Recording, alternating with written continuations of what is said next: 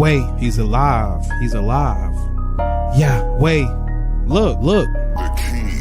Draw nigh to God, he will draw nigh unto you. Draw nigh to God, he will draw nigh unto you. Cleanse your hands, ye sinners, and purify your hearts, ye double-minded. Cleanse your hands, ye sinners, purify your hearts, ye double-minded. Draw nigh to God, he will draw nigh unto you. Draw nigh to God, he will draw nigh unto you. Cleanse your hands, ye sinners, and purify your hearts, ye double-minded. Cleanse your hands, ye sinners, and purify your hearts, ye double-minded. Wait.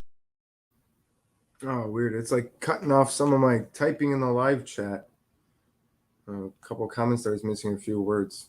Anyways, looks like we have a small crew tonight, which is kind of expected.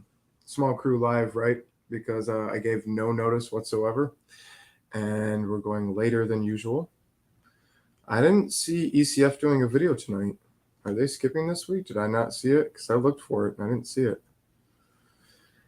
Anyhow, I've got some things to go over in these chapters.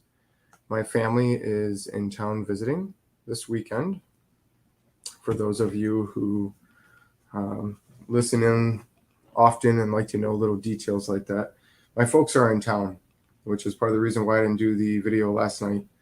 I was beat. I was tired. Not so much from work, but hanging out with family and everything. By the time they left, I wasn't going to do a video. And I almost thought about not doing it tonight, and then I realized can't do it tomorrow. Jeff's got his video he's doing tomorrow with Spalding, Dr./Pastor Spalding. If you're not familiar with Jeff or Spalding, you should check out their video tomorrow. I think the two people I have live tonight, though, are familiar with them, right? Anyways, little info before we start. I now have guinea pigs, you guys. My children have their first pets as of last night. My folks came into town bringing all kinds of presents to spoil my children, scooters and the likes, but also a huge cage with 2 guinea pigs.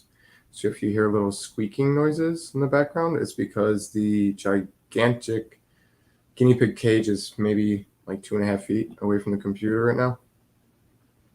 Just so you know, so if you hear little squeaking noises, that's what that is. Okay, so let's get right into it. How are you guys doing tonight? Donna, Monica, how are you guys doing? I know you guys probably haven't gotten your packages yet, but Monica, yours is out. I know the first 3 picks have been sent out, and I think my wife said that she did priority mail. So sometime this coming week, you should be getting them. Yeah, man, I got guinea pigs, Jeff. I did a shout out to your show, by the way. Yes, that's what grandparents love to do. Anyhow, okay, so let's get into it, shall we? 1 Samuel 13, I think, is where we had left off, right? We did the prophet Samuel's farewell address, if you want to call it that, in chapter 12. So let's get into 1 Samuel 13. By the way, was anybody confused by some of the imagery in the thumbnail pic? I love to ask that question because I give my wife things to put in there. And she's like, this isn't going to make any sense to anybody who doesn't know exactly what you're going to say. And I said, that's part of the point. It's part of the draw. Yeah. I'll bring it up, Jeff. I will. It's difficult, though, and I think you know why. There's many factors, but I'll talk about that. I suppose I could do it right now. Yes, let me know when you get the package, Monica. I'd like to know and things like that. But okay, so real quick before we get into it, since Jeff brought it up, you guys, if you've been listening to the 1 Samuel videos, you've heard me mention this at least once, maybe twice, right? About wanting to do a Take on the World Sukkot kind of thing. So right as I started kind of backing up a little bit, thinking maybe there's not enough interest, maybe I don't have enough cards on the table, because this isn't something I can do all on my own, especially considering there needs to be phone calls made and all kinds of things need to be figured out, a lot of factors in play in putting in a gathering event thing. And this is going to be nowhere near the conference that Take on the World was, and yet the planning that goes into it is mind-boggling. So how Liz and Chris did it every year for Take on the World is beyond me. I mean, all the things you have to figure out, and I don't even have to figure out half the stuff they had to figure out for Sukkot, and there's no way I can do it on my own. But just as I started feeling like, you know what, maybe it's just not meant, Jeff comes in with an amazing location possibility. Okay, so Jeff, especially since you're live, brother, I love you, man, and you get points, and you get all kinds of brownie points, whether or not we go to this location or not, just for finding an amazing location. But I got to bust on you for a minute, man, because that's how I show love to my friends, right? Okay, guys, if you find an amazing Sukkot location, okay, I'm talking it's got like 4 or 5 different types of cabins, not 4 or 5 cabins, 4 or 5 types of cabins. We're talking small cabins to luxurious, huge house cabins that have multiple floors. They have like a loft room that's got like 2 or 3 bedrooms in the loft. So, I mean, I could easily see one of those large families where you had like Brady Bunch situation going on, where you have 8, 9 children, or like if you have 2 families that are very close, or maybe 2 cousin families, I could see a situation like that, renting out that big cabin. But they have a bunch of small ones. The small ones have jacuzzis. They have amazing kitchenettes. I'm talking that the kitchen is maybe half the size of my kitchen, but has more counter space somehow. It's got full-size fridge. The living room area is amazing. The bedroom is basic, right? But it's got a little back porch thing. This is the smallest cabin, okay? And they get bigger and more luxurious, right? Jacuzzis, back porches, front porches, little fire pits, living rooms, everything's all wood inside. Amazing, right? Outside, zip line courses that go, I can't remember how many thousands of feet, or you're talking thousands. I remember I looked into it, and it's amazing. This website's got so much stuff. They got rock climbing, wall climbing, zip line, multiple zip line trails, 4 or 5 hiking trails, anywhere from varying from like 1.5 miles to like 6 miles. My family loves to hike, so if you love hiking and we do this location, you will have many options. They have 3 different sets of playgrounds. They have an amphitheater that can sit up to 3,000 people, multiple pavilions that hold up to 50 people. I mean, and the list goes on. It's got a huge pool. It's got all this stuff, huge, large campground. I'm thinking it's the size of the campground that we used at Take on the World TV, or at the Take on the World conference this last year. It's got something like 40 plus RV park spots. It's got tenting spots, all kinds of things, right? Okay, so you find this amazing location. It's got all these hiking trails, all these playgrounds, all these pavilions, amazing lodges, all this stuff, right? It's got banquet halls. It's got multiple rooms and things and hallways and things, gathering points, indoors, outdoors, zip lining, mini golf, you guys. And I looked at the course, and it looks like as professional as it can get for a mini golf course.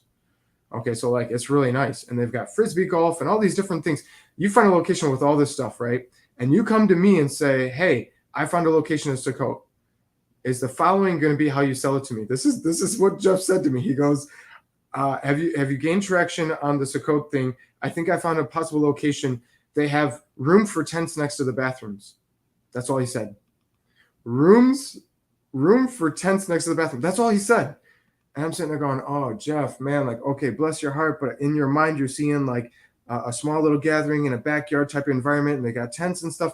How I'm seeing in my head is like lodges and cabins and banquet halls and hiking trails and things like this. And so he says that. So he sends me a link, and I'm like, man, this thing's going to be like basically an open field.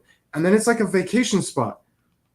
Jeff, I got to bust on you for 2 seconds, man. You literally, the only thing he tells me is they got room for tents next to the bathrooms. And oh man, I busted up laughing. I couldn't believe it. I said, oh my goodness, that's not how you sell a location to me. But yeah, you undersold it. That's an understatement, Jeff. But no, it's an amazing location. Awesome points to Jeff.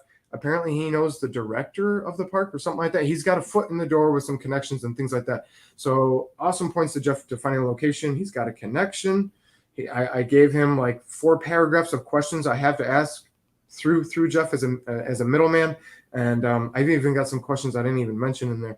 But we're looking at things, you guys. So if this is interesting to you, and they do according to their website, they do group discounts. Now I'm trying to play on that hard, and I'm hoping that this guy actually likes Jeff and that they're not just connected, but there's an actual friendship there to some degree that is amicable, because I'm really hoping that we can cut the numbers down, because what they normally charge a family to be in that cabin for just 1 night or 2 nights, I don't think anybody's going to want to pay even 75% of that to come to a gathering. So I'm hoping this cuts it. Monica Moore is asking dates. Okay, so here's the thing, guys. There's so many different factors. It's hard for me to get pricing because I don't know how many people, and it's hard for me to get how many people without pricing, and yet they both rely on each other. You see the kind of things I'm dealing with? Because the more lodges that I ask to block book, the better chance I can strong arm Jeff to strong arm this guy to ask for like 40-50% off, which I think might be possible. Guys, pray on it, right? Yeah, I can put it on this guy's heart and say, hey, you can either book 25 cabins or maybe book 5 of them without this group. You know what I mean? So here's the sets of dates that I'm looking at, because I looked at their calendars of availability for all these different cabins, right? And there was some cherry pick dates that have all the cabins booked. I don't know what group it is, but they came in there on the 10th of October and the 14th of October, and they booked everything. They bought out the whole park, apparently. So I asked for the following 3 sets. This is what I'm looking at for this location. Keep in mind, there's still the Southern Ohio location, but we haven't gotten to communications with them. I've called them and emailed them, and they called me back and basically said to look at the website, which didn't answer 90% of my questions. And I can't meet them in person. Their office hours are 9 to 5. I work like 7 in the morning to like 6 p.m. So I can't call them when I'm at work. I'm not even supposed to have my cell phone on me when I'm at work. It's weird. But anyways, there is other locations we're considering, but for this specific location, the dates that we are looking at are possibly either the 1st through the 8th of October, blocking up all 8 days, hoping that most guests will book 2 to 3 days. I don't expect many people are going to actually be able to book the whole week. If you're able to afford that and have time off for work, whether you're retired or you work for home or own your own company, whatever the situation is, that's awesome. But I'm thinking most people are going to only be able to do 2 or 3 days. That's completely okay and understandable. And I'm hoping to be able to plan off of that. This family wants to use this cabin for the first 3 days. Okay, now it's open for the next 5 days. We'll give it to another family for 3, and then another couple for the last 2, something like that. And that will make it easier to book everything as well. But so I'm looking at the 1st through the 8th of October, this October. I'm looking at the 11th through the 13th, which would be a small confined area. The prices would be hopefully cheaper. And it would be one of those either you make it or you don't kind of thing if we only get those dates. But that's between that 10th and the 14th, right? So I'm trying to get different feels. And then I think it was 15th through the 20th, right? So we have a block of 8 days, a block of 3 days, and then a block of 5 days. Obviously, I'm hoping for 8 days. Sukkot is supposed to be 8 days long. And that 1st and 8th day, the first day and the great day, which Chris will tell you, he says, oh, there's 7 days to Sukkot, and then there's that 8th great day. That's not the same. It's set aside. And that's all semantics, that argument there. And I get what he's saying, but I just laugh. 8 days, right? That's what I'm hoping for, is the 1st through the 8th. If we're able to do this, I mean, a lot of people that are close to me want to be a part of this. I'm betting the Sampsons, if they're able, will come. I know Chad Schaefer wants to bring a lot of his family. He's hoping to use this as an opportunity to show his family what it's like to do feast days and stuff, as well as introduce them to some of the Take on the World TV family. I mean, this place would be amazing. It's in West Virginia. I know there's a lot of people that wanted Ohio, right?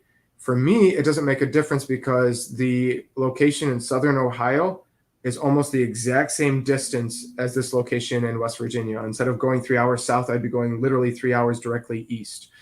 So for me, it doesn't make a difference. For our friends that are in Indiana, it makes a difference, right? For those who are like northern tip of Ohio, it makes a difference.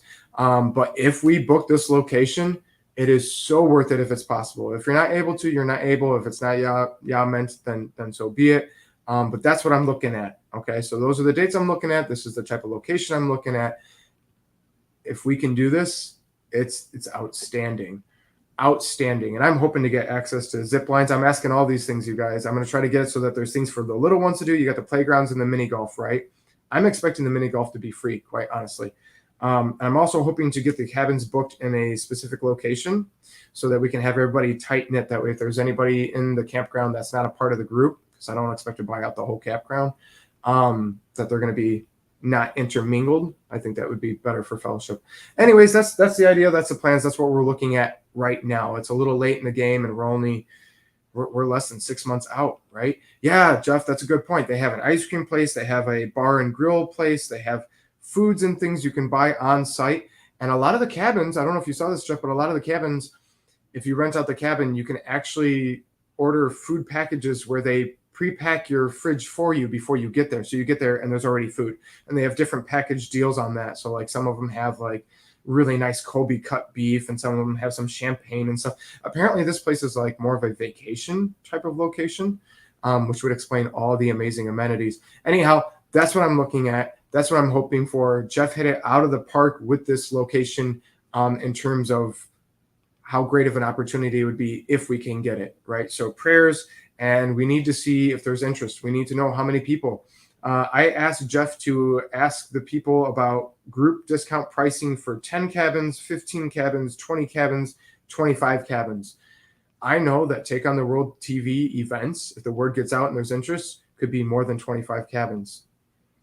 I also know that if we don't get the word out, we could be looking at such a small group that it wouldn't even get a group discount. So these are things we need to think about and consider. So if you want to go, you need to get the word out to your friends, family, fellowship people that you'd want to see with, to see if they'd be willing to go. Get the buzzwords out there. Anytime you see a Take on the World video, this is shout out to Chris. Anytime you see a Take on the World TV video and you go listen in live or otherwise, put a comment in there and say, hey, that was a great show. I love the interview. I like this, that, and the other. And at the bottom, put, and I really look forward to the Take on the World TV Sukkot. Show us that you want to go, because the more interest there is, the better chance that we can actually make this happen. Because if we don't look like we have enough interest, then we're not going to be able to book the cabins. And if we can't book the cabins, it's not going to happen. Okay. Now that I've spent like 15 minutes talking about an amazing location, again, one more time, Jeff, awesome location. Let's see if we can reel it in. Okay, 1 Samuel 13. Okay, Saul reigned 1 year, and when he had reigned 2 years over Israel, Saul chose him 3,000 men of Israel, whereof 2,000 were with Saul in Michmas, right, and in Mount Bethel, and 1,000 here with Jonathan in Gibeah of Benjamin. And the rest of the people he sent every man to his tent. Okay, look at this real quick, without stopping too heavily. Saul reigned 1 year, and when he reigned 2 years in Israel, he already has started out 2 years on the throne. And he's already fulfilling that prophecy / warning that Samuel gave to Israel. You want a king? You want a king? You want a leader, a ruler like the Gentiles? Then he's going to treat you like a king and a leader of the Gentiles. 2 years in, second year. Okay, look at the phrasing here. It says Saul reigned 1 year, and when he had reigned 2 years over Israel, meaning it's during the second year, not necessarily a complete 2 years. It's almost like that first year was like a Jubilee celebration Shabbat year for him. And then after that, it was like, okay, let's get on it. Let's do some more. Let's build the fortress, the dominion. Let's get a military going. That was his mindset, because that's what a leader of nations does, right? Especially when they're thinking in the flesh. Okay, so I'm going to mention it now. I'm going to bring it up a little bit, but I'm not going to do it every time. But for any of those who haven't done it, whether you don't do it often or you haven't done it in this study, anytime you see names of areas, when it says Saul in Michmas or in Mount Bethel and things like that, if you don't know the meaning of the names of those areas, in this study, especially in these 3 chapters, I find it very interesting. And it's like this all throughout Scripture. I've said it many times over and over again. Names have meanings, and therefore it has meaning. You feel me? Right? Look at the meanings of the names in Hebrew of these areas, okay? And then if you really want to break it down, look at the Hebrew letters that were used to make that name and look at the meanings for each letter, and then read it like it's a sentence, like you would for dream interpretation if you know how to do proper biblical dream interpretation. You would look at each one and then string it as a sentence, right? Like with dreams, typically, if you have like 3 dreams in one dream, people tend to look at the 3 different dreams and they think they're 3 different things. But usually it's this, then this, then this. It's like one long sentence. And it blows my mind usually when I'm led to do interpretation of dreams, how often that's missed on the person who had the dream. They see all these different things that don't seem correlated, and all the time I'm receiving the interpretation as they're telling me typically, and it's a and then B and then C. And it makes complete sense when you look at it as a sentence like that. Okay, so he's got 2,000 men with him in Michmas, and then Mount Bethel, and 1,000 with Jonathan. Okay, so they're split up, and he's in Gibeah of Benjamin. Gibeah, doesn't that mean like hill or hillock, right? Let me see, Gibeah, hill of Benjamin, right? Like a tiny mountain. Mountain often refers to kingdom, so small kingdom of Benjamin, if you will. There's like layers of significance here if you look at all these things. Of course, Bethel is house of God, right? Bet meaning house, El meaning God, house of God, right? And Michmas, right, means hidden. Okay, and that's going to come up tonight. Okay, so Jonathan smote the garrison of the Philistines that was in Geba, and the Philistines heard of it, and Saul blew the shofar through all the land, saying, "Let the Hebrews hear." And all Israel heard say that Saul had smitten a garrison of the Philistines, and that Israel also had an abomination with the Philistines, and the people were called together after Saul to Gilgal. And the Philistines gathered themselves together to fight with Israel. Okay, now it mentioned a few thousand under Saul, right? A couple here and then one over there. Look at this. Philistines gathered together to fight Israel. 30,000 chariots. Keep in mind, chariots hold more than one person, which is a whole nother study for a whole nother topic. But I've argued against those on discrepancies and contradictions in Scripture that when I studied it out wasn't actually discrepancy, error, or contradiction. More often than not, I find that is the case. But they were arguing about two different parts of Scripture saying the amount of people that were involved. But if you looked at the second part in Chronicles, it was referring to chariots, which can hold 1, 2, 4, sometimes 6 or 8 people. Okay, so we need to keep that in mind. So when you read 30,000 chariots, that probably means more than 30,000 people on moving vehicular warfare instruments, right? This is their tanks of their time. This is their howitzers, whatever, right? 6,000 horsemen. Not as common, I don't believe, for the Philistines at that time period to put more than one on a horse, but that is possible, right? We see the Native Americans did that. From time to time, certain tribes would put 2 people on a horse. So these are things you got to think about. And people as the sand, right? Which is not even worth trying to count. People as the sand, which is on the seashore in multitude, okay? Just a sea of people. And they came up and pitched in Michmash, eastward from Bethaven, okay, right? Which kind of makes me think of Beethoven, which is funny because I was listening to Beethoven while reading this today. Pitched in Michmash. Okay, so the Philistines come up and dwell and camp in Hidden, which is eastward from Bethaven, right? Beth Aven, right? Which, the King James will say, oh, that's house of vanity. But if you look at the 2 different words that build off of that, Beit meaning house, Aven can mean wickedness and all kinds of things, right? You're looking at the root word for nothingness, trouble, vanity, wickedness. Specifically, idol is idol, affliction, evil, false, right? So they're camped and hidden eastward from the house of evil, the wicked house, the house of vanity. Okay, think about what's being said here spiritually in terms of what is being shown in the physical, mirroring the spiritual. You guys catch what I'm saying? Okay. Okay, when the men of Israel saw that they were in a strait, they were stuck, right? And this isn't the only time we see this in Scripture, where they're in a position where they're Beit means house, yes. Stuck between 2 things, and you've got a funneling, right, which is a warfare tactic. You can see this all throughout ancient warfare, the Ottoman Turks, or you can look at Attila the Hun and their crew and all these different things. They would often try to drive their companies in sets of 2 or 3, right, 2 or 3, to aim the enemy towards a funneling situation. And then you'd have usually archers or some kind of artillery situation, long distance warfare, pick them off because they're having to funnel. I mean, there's all kinds of advantageous benefits and factors to consider if you're funneling. And that's kind of what's going on here. The Israelites see that they're in a strait, they're stuck, right? So the people are distressed. So then the Israelites hide themselves in caves, thickets, rocks, high places. And the King James says pits, but if you look at that word pits there, it's talking a little bit more about specifically pits in terms of like wells and cisterns, right? And some of the Hebrews went over Jordan. They went over the Jordan to the land of Gad and Gilead, right? They're dispersing, they're distressed, they're dispersing, and they're hiding. As for Saul, Shaul, right? He was yet in Gilgal, and all the people followed him trembling, right? So those that are with him are not encouraged. They do not feel battle ready. We have talked about this before, even in the study, about how your mind state has quite the effect on your warfare. Yes, there's a lot to consider, Windfeather. There is. This is a fun study. I'm not going to get too deep into it tonight because I started so late. I'm probably going to keep it a little bit shorter, but I'm going to make some hints for those of you who can catch it, and you can do the bunny trails if you like. There's all kinds of things I'd love to say about all these different things in here, but it would take too long to break down just one chapter. We'd spend all night on just one chapter, and I don't feel like doing that. Okay, so he tarried 7 days, right? Saul, the king, according to the set time that Samuel the prophet had appointed. But Samuel had not come to Gilgal, and the people were scattered from him. So Saul the king, okay, you guys ready for this? And Saul said, bring hither a burnt offering to me and peace offerings. And he offered the burnt offering. Do you remember in the beginning of this study of 1 Samuel, I talked about how I believe Samuel was a Nazirite, a Levite, a prophet, a priest, right? A judge, right? He was all of these things, in my opinion.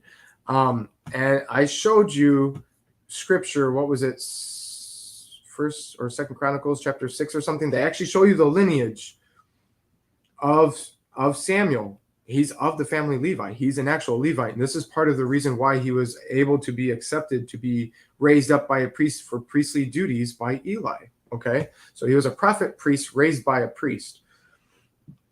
And remember how I said that I could argue with genealogy and things like that. And there's other areas that you can show with him giving offerings and stuff that proves that Samuel was a Levitical priest. And I would argue some of those offerings prove that not only was he a Levitical priest, but he was also a priest in the order of Melchizedek. But that's a whole nother topic for a whole nother study.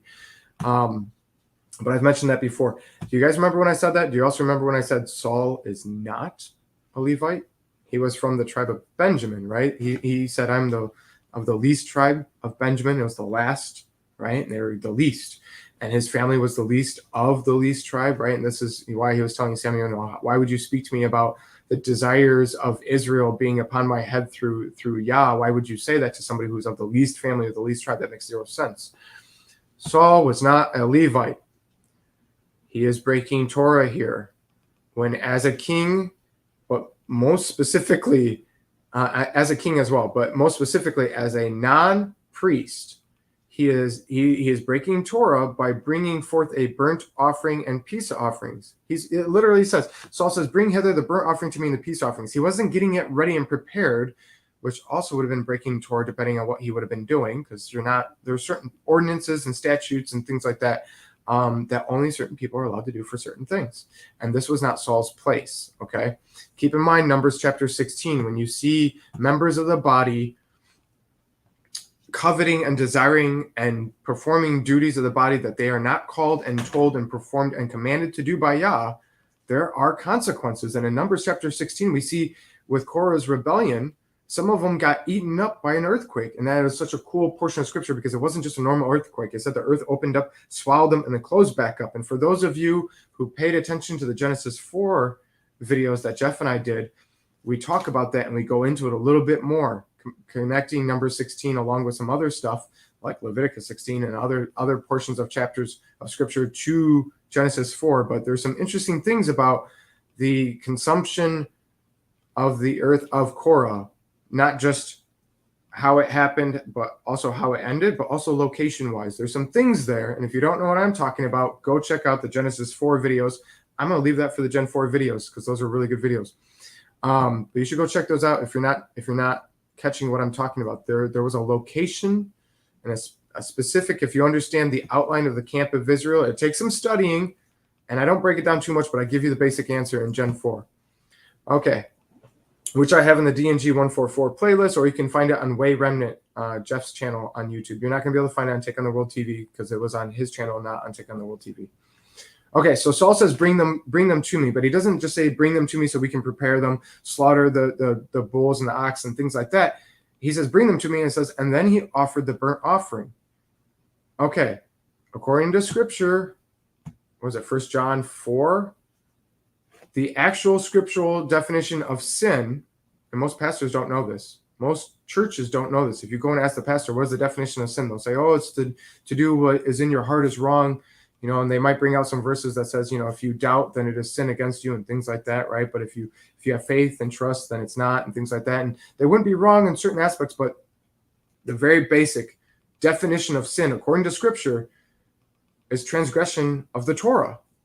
Torah being not just commandments, but you have the statutes and ordinances and things like that. But this is something that Torah people don't tend to say.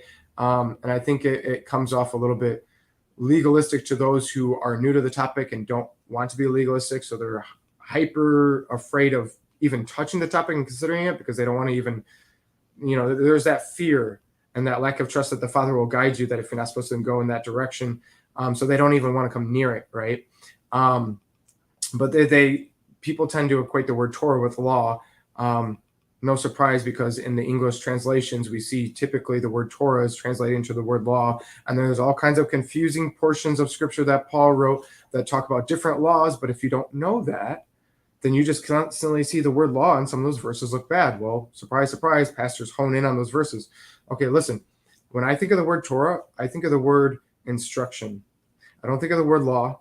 I don't think of the word commandments. Both of those things can be applied, but I think of instructions, okay? So if Yah directly tells you, when he tells Gideon, you're going to lead the army to go fight, right? To go fight the Midianites. He didn't tell that to everybody. He told that to Gideon. That was Gideon's instructions. That was for Gideon's walk. And Gideon in faith was to test the spirits if he felt need be and walk therein in the commandment of Yah to him directly. So if Yah, this is my opinion now, but as it seems to me, based on my walk, this has been my experience. If Yah directs you and gives you specific instructions that isn't necessarily given to others, but doesn't contradict scripture, right? That is Torah. That is instructions.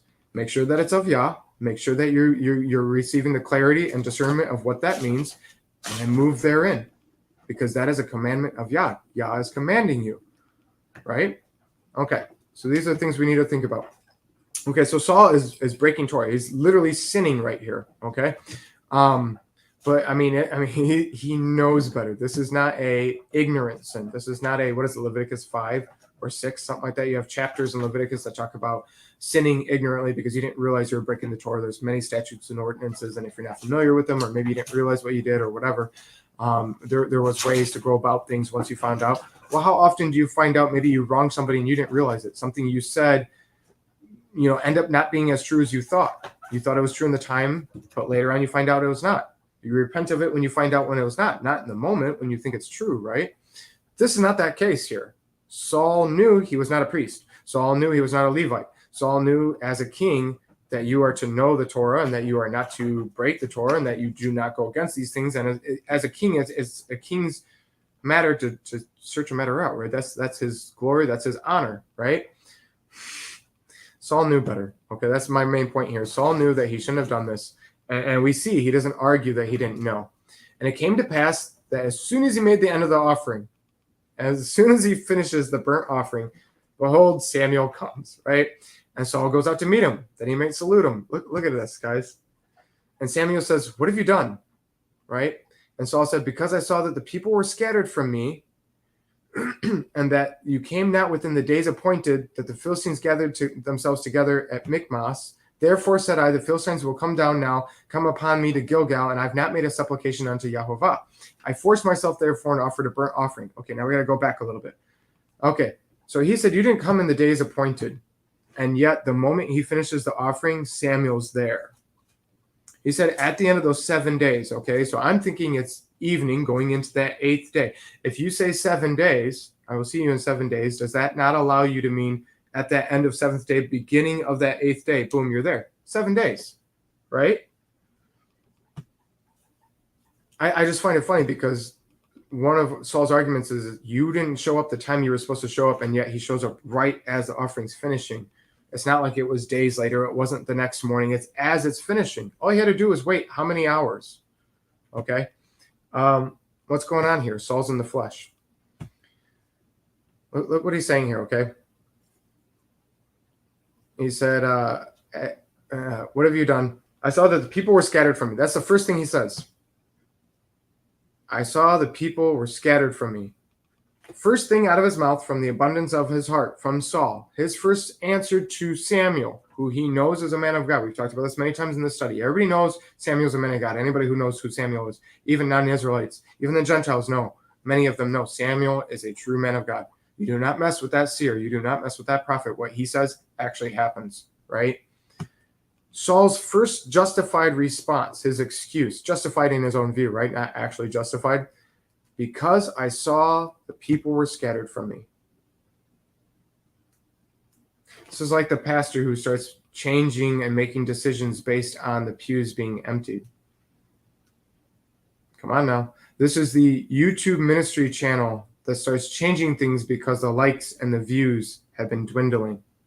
So they start looking at everybody else and saying, what are they doing? I need to do what they do. because of the numbers, because people are scattering, right? I mean, let's be real with it. And, when you're looking at business logic, it makes sense. If you run a business, then you're geared towards numbers, okay? But I'm talking spirituality. I'm talking leading the children of Yah. I'm talking spiritual pastoral, right? Being an actual pastor, being a true spiritual shepherd or a hireling thereof, right? I'm talking whether you're evangelizing, whether you're discipling, whether you're a pastor, whether you're a minister, preacher, whatever you're doing, spiritual works of the Father. Should you not be trusting that the Father is going to use you to reach those who he sees fit according to his will? What difference does the numbers make? I could have 5,000 views. We both know that's not going to happen tonight, right? But I could have 5,000 views on this video tonight, and none of them got anything out of it if it wasn't ordained of Yah. Or what people gained from it, they shouldn't have, right? They got encouraged on something they shouldn't have, right? If it's not glorifying Yah, if it's not being led by Yah, the numbers mean nothing.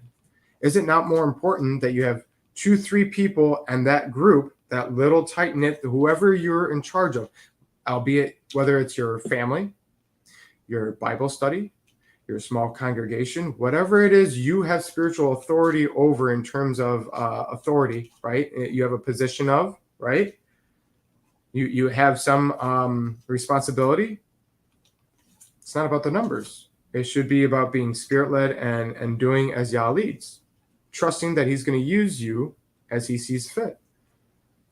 How many times do we see in Scripture that the Israelites are outnumbered? We already see Saul is outnumbered. So we understand in the flesh why he's stressing out, right? He's outnumbered and they're scattering from him. They're hiding. The people he has with him, it says, are trembling. I'm willing to bet that trembling is not just internalized. So the people are scattered, and that's his first response. As a leader, as a king, much like a king of the Gentiles, as a Gentile king, as a leader of the nations, which is what the Israelites asked for. We want a king like them. They got exactly that, a king like them. And a king like them sits and sees the people scattered, and unlike Joshua, unlike Moshe, unlike Caleb, unlike the true godly men, unlike Samson, all these other godly men that you see where, 1,000 to your left, 10,000 to your right. We see that later on in the study even, right? Jonathan and his armor bearer. They take out, what is it, like 20 men in a half an acre, just the two of them alone. We see this time and time again. I had mentioned earlier Gideon. They were outnumbered ridiculously. And then Yah told him to cut down his army before confronting 3 times, I think, right? So obviously it's not about the numbers when Yah is with you. Obviously, Yah does things his way. Look at what he's saying here. Because the people scattered, because the physical was freaking me out, they're distressed, I'm distressed. Because of that, I wanted to make a supplication to Yah, and I was in fear. Okay, look. His offering, his peace offering and burnt offering was without peace, was without praise. It was literally offerings made in fear and in doubt. Not to mention, not even doing Yah's instructions, Yah's ways. This would be the moment where Skiba would probably make some kind of analogy of not only bringing a gift to your wife on your ex's anniversary or your ex's birthday, but also giving them a gift that your ex liked instead of what your wife likes, right? And you say, well, I was afraid that our anniversary is coming up. The people were scattering. I was afraid, so I thought I would offer. But your offering isn't even done the way that is pleasing. So who's the offering actually for? If it's not in trust, if you're not praising Yah, if it's in fear and in doubt, and you're going about it the way that you know you shouldn't be going about it, then who's it for? Well, there's a lot being said here, guys. You got to look at this, okay? Look, his main emphasis is the people, and you're going to see this over and over again, and I'm going to be saying it over and over again. Because I saw the people were scattered from me, number 1 reason. Number 2, you didn't come in the days appointed, even though he's there right after the offering, which tells me I think he was there in the days of appointed, just not how Saul saw fit. He wasn't on Samuel's timeline. He wasn't considering Samuel's view of the timing. He got stressed, he got freaked out, and he made a rash decision. Right? How often do we see, whether it's the leaders in the body of Yeshua or just trickling down throughout the body, right? Because you have leaders upon leaders upon leaders, right? You have captains of hundreds of thousands, tens of thousands, thousands, hundreds, family unit leaders, so on and so forth, right? How often do we see this where you're not in alignment with the timing of Yah? Maybe Yah tells you, you're going to get a new job, or you're going to get a new house, or we're going to have a breakthrough on this or whatever. And you get this feeling or this understanding of it's going to be in this season, or this season, this time next year, right? We see in scripture, there's moments where with like Elijah and Elisha, they'll say this time, according to Yah's timing, this year, next year, this season. Okay. So if it's like October 5th now, you wouldn't, if you are spiritually minded, go, okay, October 5th the next year, looking at your clock and it changes to October 6th. And you're like, well, Yah's a liar. According to his timing, if we're not aligning with the timing of Yah and we're not in alignment with his will and things like that, then how easy is it for us to hit that end of those 7 days and say, you're not here. I'm just going to force myself to do what I feel needs to be done because I'm distressed and I'm freaking out. I'm making a rash decision. Not waiting for that pillar to move so that I know to pick up camp and move. We're just going to go. You know what kind of tragic stories we'd be reading in the book of Exodus on top of the ones that are already there and in Numbers and Deuteronomy if the Israelites packed up camp and moved without the pillar moving? That's what's going on here, okay? Saul is packing up and moving without getting the go-ahead, without getting their permission, without getting the blessing of Yah, all in the fleshly disguise of saying, well, I did it asking of your blessing. But in truth and in spirit, he really didn't, right? How many times do we see people in chats or in groups, in conversations, self-acclaimed believers, and I'm not here bashing anybody because true believers have done this from time to time too. We have not so great moments, right? Where maybe you say something along the lines of, well, I keep praying for this, and he's just, one of these days, it's been 10 years, and I'm just praying for this, and it just hasn't gone away, and I guess it's just not meant. Well, okay, maybe not, but also maybe you're not in alignment with the Father's will, and that's why it's not changing. This whole assumption of, well, I did my part. I said the words. I cranked the handle. Why is the jack-in-the-box not popping out? I brought the Ark of the Covenant out onto the battlefield. Why did it get stolen, and why did we lose? These are physical actions disguised to lie to others, but more so to ourselves. Saul is lying to the people. He sees them scattered, and he wants to unite them. He wants there to be encouragement. So he's saying, we'll do the burnt offerings. They'll see this, and they'll brave up a little bit. Quit ye like men. They'll come up, and they'll put on their armor, and they'll go, you know what? Okay, no, we got this. We're doing the offerings now. That reminds me, we did what we're supposed to do. Yah's behind us. That's what Saul's hoping for, but he's lying to the people, but he's lying to himself. Saul is not just telling Samuel and the Israelites. Saul is telling himself, I'm going through the motions. I said my prayers. I said, please, Father. Scripture says, ask believing and not doubting and not wavering. For the man who asks doubting is tossed to and fro and receives nothing, right? In the book of James and elsewhere. See, when we do these studies, we need to look at all the different perspectives. We need to look at how it affected them then, how it affected the Israelites later, how it affects us now from then, but how it also applies to our walk now. And we need to look at all the roles. Whether the moments where we feel like we can relate to Samuel a little bit in this situation, we were given a spiritual message and a spiritual moment to go do something, and we were told to give a instruction or whatever, I'll meet you here or whatever it is, and the person doesn't follow through, and you're spiritually disappointed in that another person, and then there's consequences, right? Maybe you can relate to Samuel there, but we should all be able to relate with Saul here to some degree, whether you can think of examples or not. Made rash decisions, jumped into things. I'm not ignoring the chat. What'd I miss? I didn't see anything that I needed to acknowledge. I've been looking though. Was there questions? MB, I'm glad to see you're here. Yeah, the notifications when I do videos like this, I didn't give anybody any time notice. I put it on Facebook and went live like 2 minutes later. So, when I got on here, there was like a couple people, and I was like, it's probably gonna be a small group tonight. It's grown a little bit since then. But I gave nobody notice. So hats off to you guys for jumping on it and saying, you know what, why not? Let's tune in and see what we can gain from this study. Let's hear what the Father has to say in this situation, right? Right? Because that's the whole point of these studies and these videos and things is that whether the Spirit's speaking through me or not, that you're hearing through the Spirit and what I'm saying so that it can apply to you in your walk and that it is a word in due season for you, right? That it's confirmations for you on certain things, what you need to hear for this week for your walk, things to log in the back of your mind for studies for future and stuff like that. Okay, so the people scattered from me is number one reason. Number two, you didn't come at the time, right? So now he's pointing blame. Look, he's pointing every which way, right? This is like Adam and Eve all over again, right?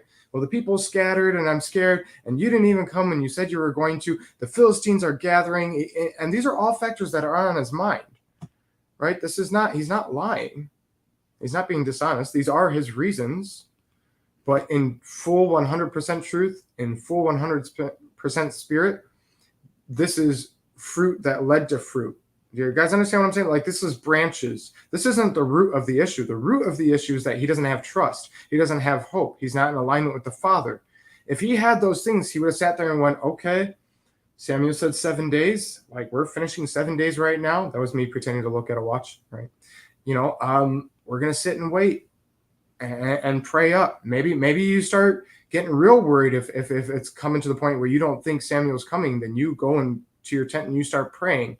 Or maybe you feel that this is the moment that in trust and in faith, you say the Father's got this because you're in alignment with him and you move forward into the battle. But Saul wasn't doing either of those things, right? He was faking. He was faking it until he made it. I can't stand that when people preach that. Fake it till you make it. That is not scriptural. Some of the sentiment of the understanding of trying to get yourself to go, like that idea of like, I hate going to the gym, so I'm just going to force myself to go to the gym. And then once you get into the routine, then you start to enjoy it. I understand that sentiment, but faking it until you make it is not a spiritual sentiment. Pretending and praying and praising when you're not feeling it until you do, just saying, okay, well, one of these days I'll feel it.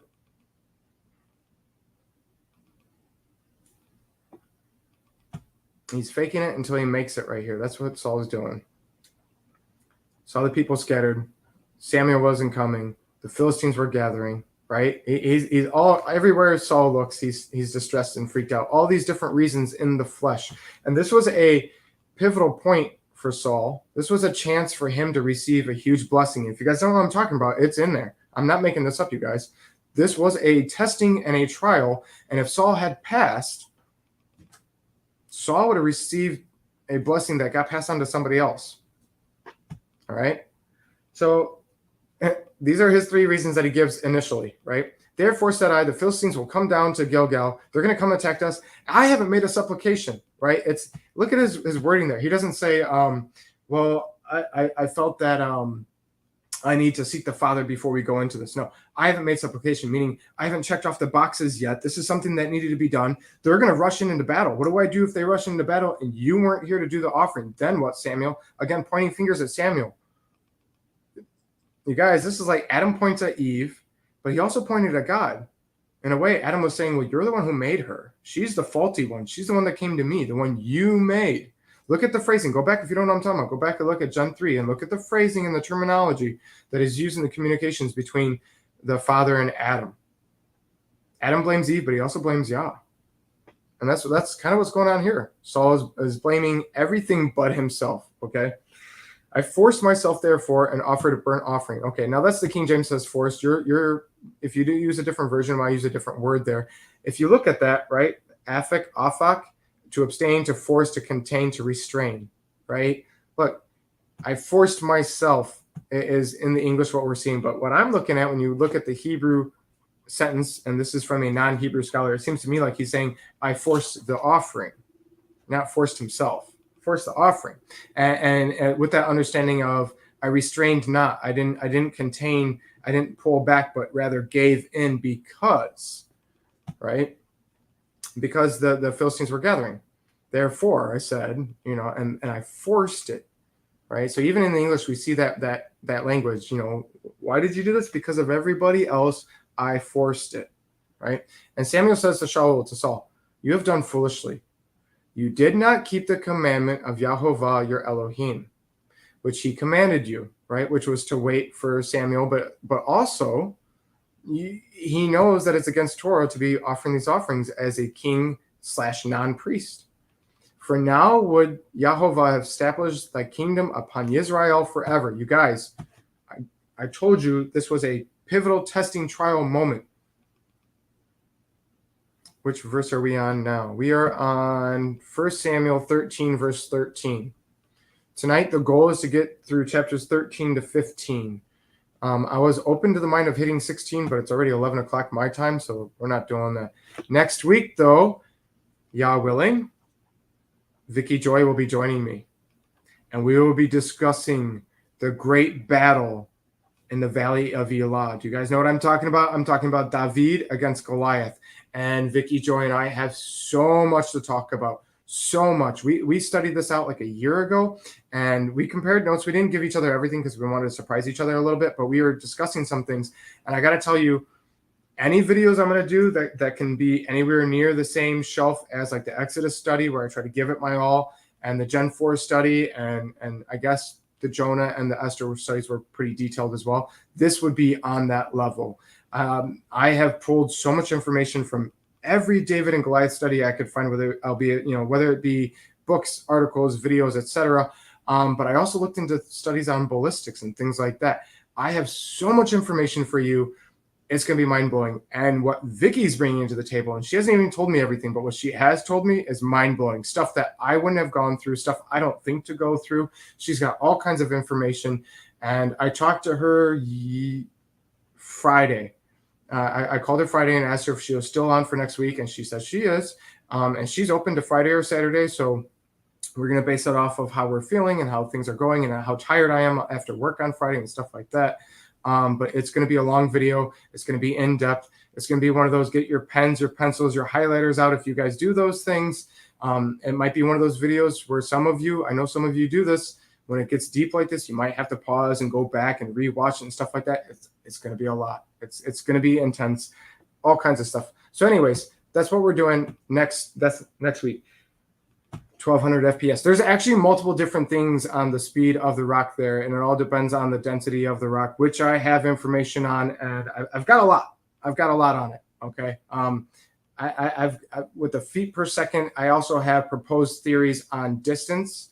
I've got proposed theory on timing from the cracking of the whip of the sling to hitting Goliath and things of that nature. All kinds of stuff.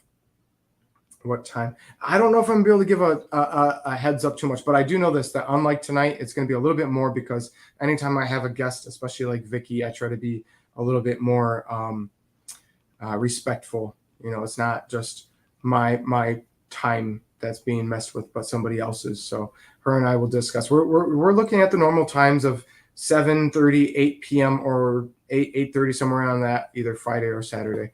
I'm going to aim for Friday, but we'll see.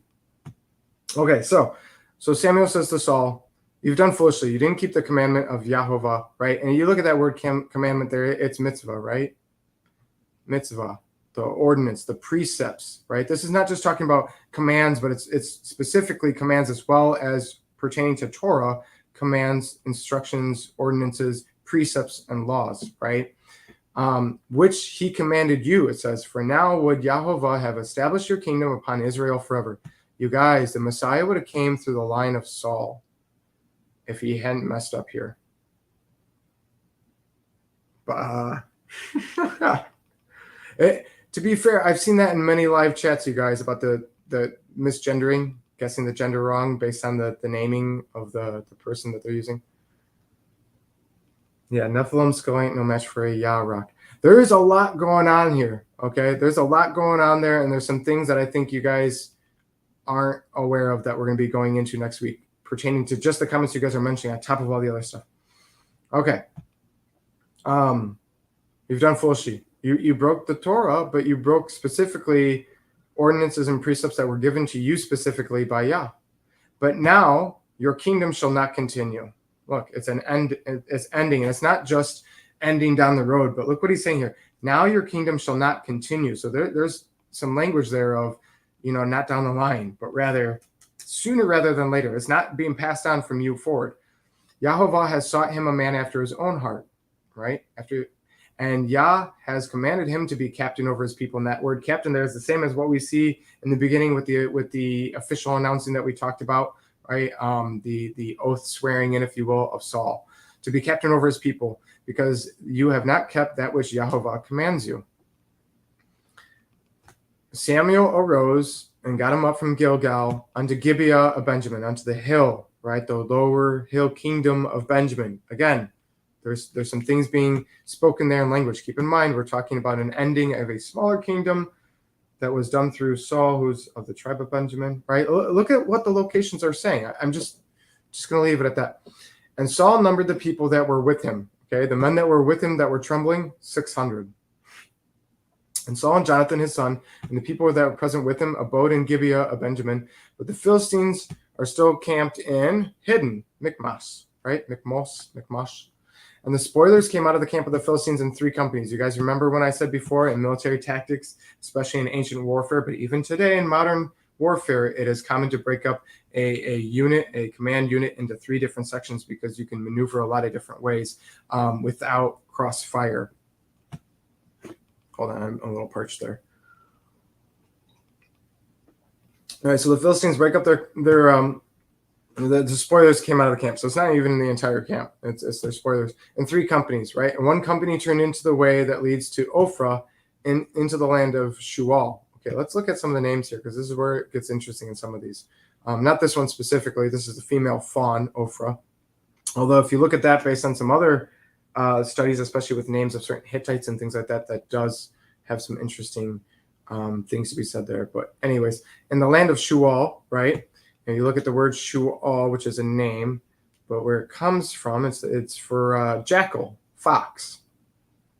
In the land of jackal, okay?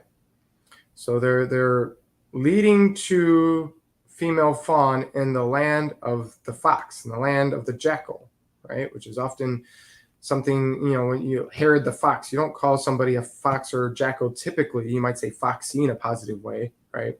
But you don't call someone a fox or a jackal usually in a positive manner, and definitely not in scripture. And another company turns the way to the Beth Horon. Okay, we got to look at this, right? Okay. House of hollowness, empty house. Beth Horon. House of hollowness, empty within. Spiritually, what's being said here? Another company goes along the way of empty house. Another company turns to the way of the border that looks to the valley of Zeboim, right? And Zeboim means hyena. We have jackals and hyenas and empty places. Keep in mind, they're coming out of the encampment of hidden, right? Which was across from the house of wickedness, the house of vanity, the house of evil. Sounds like some kind of Rob Zombie movie, doesn't it? Now, there was no smith found throughout all the land of Israel, for the Philistines said, lest the Hebrews make them swords or spears, right?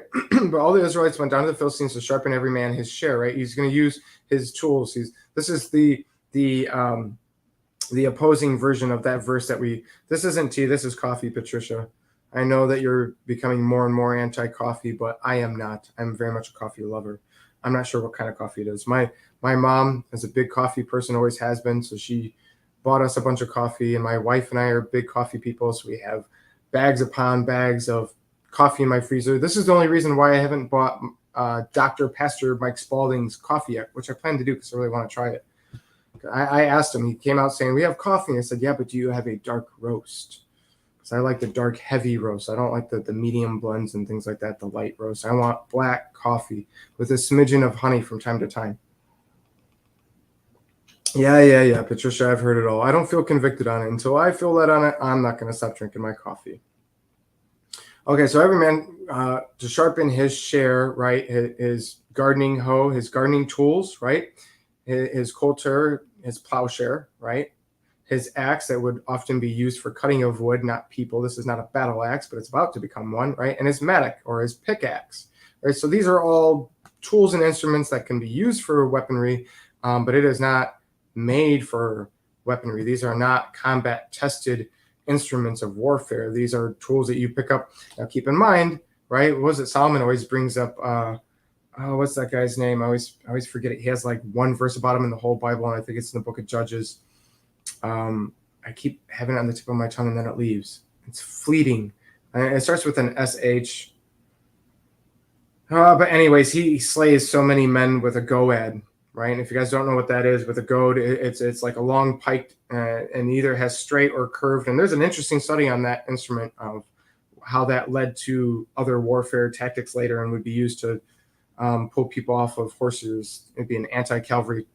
Anyways, the reason this farmer had it in that, I think, book of Judges was you would prod oxen to plow the field. Anytime they're going slow, they're turning out of the way, or they're being stubborn or whatever, you prod them to move forward.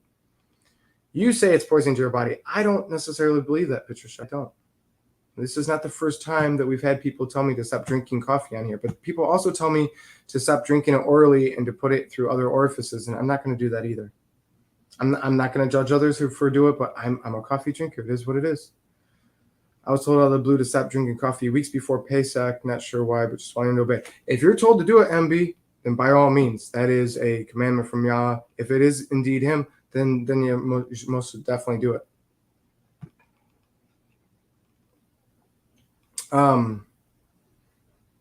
Yeah, and but it would be to prod the oxen to move them forward. Okay, so to use that for weaponry is kind of a neat story.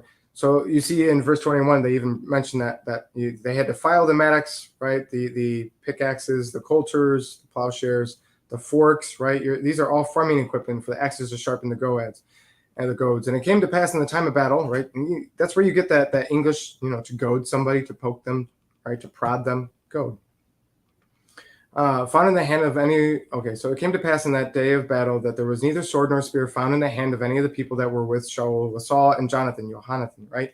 But with Shaul, with Saul, with the king, and with Jonathan, his son, there was found. How typical of the elite, right? And I'm actually not bashing there. I find that very poetic and neat, and for all kinds of reasons I'm not going to get into, but it's kind of neat and fitting. And if anybody in the army should have a sword and spear, if everybody else isn't, it should be the king and his son, I think, in my opinion. And the garrison of the Philistines went out into the passage of Michmash, the passage of hidden.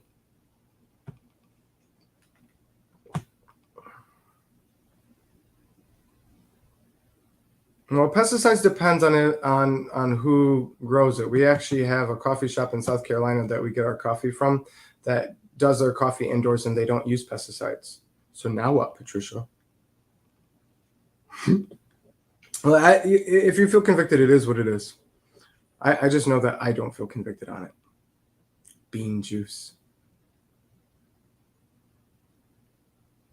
Yeah, I'm not going to bring it up, Jason T. I'm not going to bash it because some of my close friends, some take in the world, and I interviewed Jennifer Eden, right? Isn't that what she calls herself? And when I was the co-host of Disputed Lands a couple years ago, I had a great interview with Jennifer Helms. Is that her name? Jennifer Helms of Eden or something like that? Anyways, she talked about that, and it's not just any kind of coffee. You have to get a specific type of coffee for that. And it's supposed to be a healthy thing, and there's people that are big time into it and stuff like that. Me personally, not feeling led to do that. I like to drink my coffee, but I'm not making fun of it at all. Okay, so 1 Samuel 14, moving forward here because we're already an hour into it, and I want to hang out with my wife and go to bed here soon. It came to pass upon a day that Jonathan, the son of Shaul, Saul, said unto the young man that bare his armor bearer, come, let us go over to the Philistines' garrison that is on the other side. But he didn't tell his dad, right? He didn't tell Saul the king. So he's going off script here. He's going black ops. He's going off the grid. He's doing a mission that was not commanded by the overall tactical operations center, right? Which is risky. It means if you find yourself in a sticky situation, nobody knows where you're at. They're not going to know to come bring you support. It shows faith and trust in Yah on Jonathan's part. And I say that because we see scripturally Jonathan was a man of God. Otherwise, if he wasn't a man of God and wasn't aligned with God, it would be a foolish thing, right? These are things that need to be said. Saul tarried in the uttermost part of Gibeah under a pomegranate tree, which is interesting that it's a pomegranate tree. Pomegranate meaning in symbology to lift one up, to exalt, and things like that. And the symbol of the pomegranate it often means to flourish. It shows success and things like that. So it's very fitting that Saul, in his kingly robes, in his view of himself, where he's at spiritually in his mind, and of how he sees himself, that he'd be under a pomegranate tree, which is in Migron. And the people there that were with him, about 600 men, right? And Achiyah, right?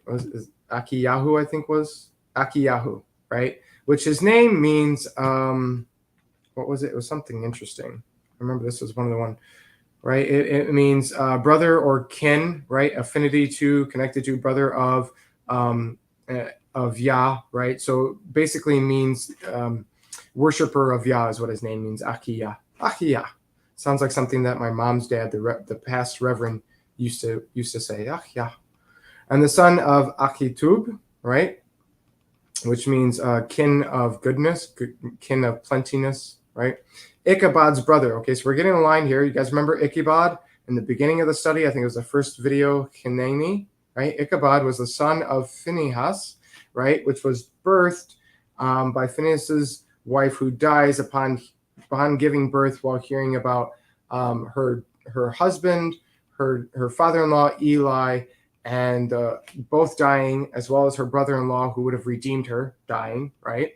Her brother-in-law, her husband, her father-in-law, all died, and also hearing the Ark of the Covenant had been stolen, and that's what really did it in for her, as we talked about in the first video there in Hineni. So therefore, she calls her son Ichabod, meaning there is no glory, right? The glory of Israel has been stolen.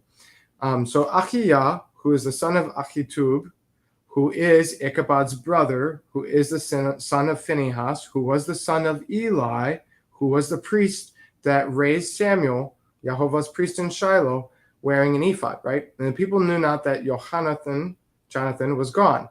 And between the passages, right, by which you can, for those of you who can receive it, there's spiritual language here going on. Between the passages, okay, by which Jonathan sought to go over to the Philistines' garrison, there was a sharp rock on one side and a sharp rock on the other side, right? One was facing north and one was south. The name of one was Bozez and the other was Senna. Okay, I had to look at it, so I'm going to bring it up, right? Bozez means shining, and the other means thorn, which I find interesting, right? A crag, thorn. So he's in the tight place between shining thorn. So Jonathan's kind of in a testing spot here. And the forefront of the one was situated northward over against Michmas, where the Philistines are encamped, right, and hidden, and the other southward over against Gibeah, where Saul is and his men, right? So there's Jonathan standing in the gap between the passages, in between the two sharp rocks facing away from each other. The two sharp rocks, the two kingdoms facing in different directions, one north and one southward, right? And Jonathan's standing in the gap between the two, interceding on behalf of Yah, with Yah on behalf of Israel, because Saul, his dad, the king, is most definitely not in alignment with the father, right? So Jonathan, his son, is taking the true position of the male leader of his household, and at the moment of Israel. And Jonathan said to the young man that bare his armor, come and let us go over. Okay, now think about the spiritual language here. He says to his young man, his armor bearer. Okay, now let's think about this spiritually. Jeff and I like to talk about this a lot, and I've done many videos and sermons on this even back in the day on Facebook years ago. Patricia might get a kick out of me saying that. I don't think Samson or Chadwick are here, but they'd be laughing. But I did videos on this on Facebook years ago, and I think I did a WordPress blog on this about spiritual garments and stuff. Many blogs and videos on this, because I find it very intriguing and interesting. Okay, so your physical armor, yes, it's to help you with physical warfare, but spiritual armor helps you with spiritual warfare. So look at the spiritual language, understanding that the physical represents the spiritual. Jonathan is looking to the young man who he holds as his right-hand man, as his companion in arms, who is there to uphold, maintain, provide, offer help with his spiritual armor and warfare. This is his prayer warfare buddy. This is the one that he goes into the prayer closet with. You see what I'm saying? And that is who he has with him in between the two rocks right now, okay? And so he's got his prayer buddy. Maybe you have a prayer buddy. Maybe you don't go in the physical prayer closet together, but if you text them or email them or call them or whenever you have a chance to communicate with them, you say, man, I've been praying on this and I really appreciate your prayers. When they go to pray on it and you go to pray on it, 2 or more in his name, that's going into the prayer closet together. Whether it's at the same physical room or the same timing matters not, especially considering the heavenly courts are outside of space and time anyhow, right? If you're coming into the same spiritual trial, you're testifying to the same situation spiritually, then you're going into the closet together. Okay, come and let us go over to the garrison, right? He's saying, come, look at what he's saying here. Come on, prayer buddy, let's go take these guys on. Let us go over to the garrison of these uncircumcised. Look at the language there, and we'll see that again later on in 1 Samuel here with David, right?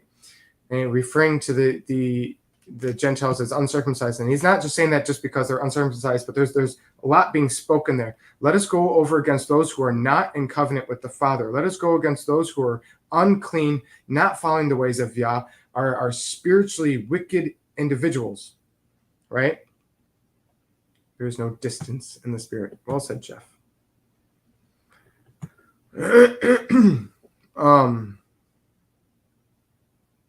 Let us go against those spiritually unclean people who are not in covenant with Yah, because if you're covenant with Yah, you are spiritually circumcised, right? Therefore, they are uncircumcised physically, but more importantly, spiritually.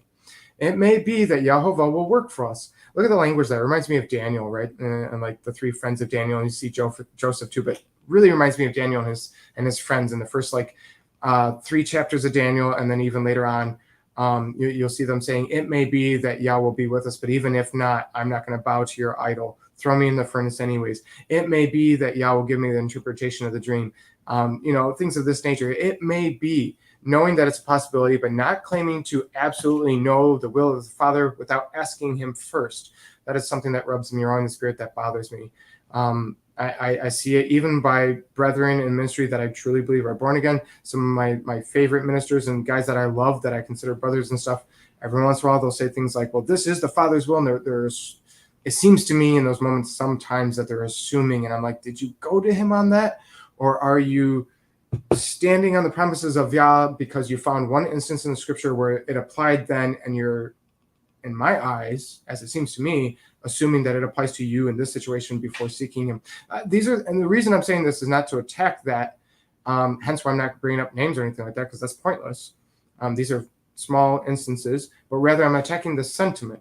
So when you find yourself saying, well, Yah was with so-and-so here, therefore, just like he helped him there when he was outnumbered, I'm going to go storm the halls.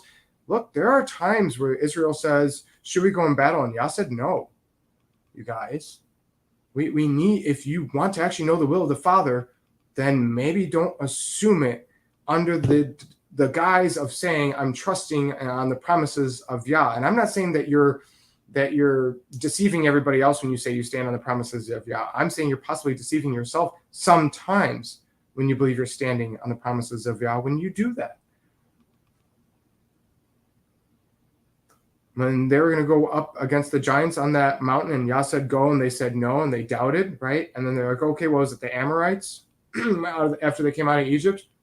And they said, okay, we'll go up. And Yah said, no, it's too late now. The window's closed. You didn't want to listen to me then, so we're not doing it. And the Israelites are, no, we're gung-ho. We're going to go do it now. Yah is with us. And Yah's like, yo, I am not with you. They will chase you like bees. Do not go up there. You'll get destroyed. And what happens? They go up there and they get destroyed.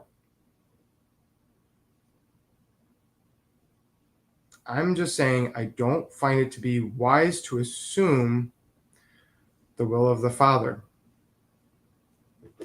And that's why I love like Joseph and Daniel and guys like these. These are some of my favorite guys, and you guys have seen my videos on this. Maybe they weren't my best videos. I don't know, depending on what you like, but I love that language of it may be that Yah will work for us. I love this language here with Jonathan. It reminds me of Joseph and Daniel. It's that understanding of I have faith, I have trust, I have hope. I want to move forward, but I'm not going to assume that it is the will of the Father.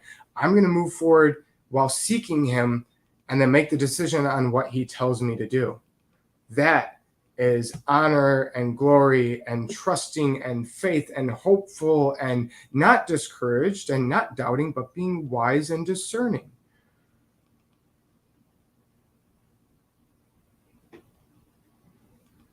put your hip into it. What are you guys talking about over here? Patricia's being silly.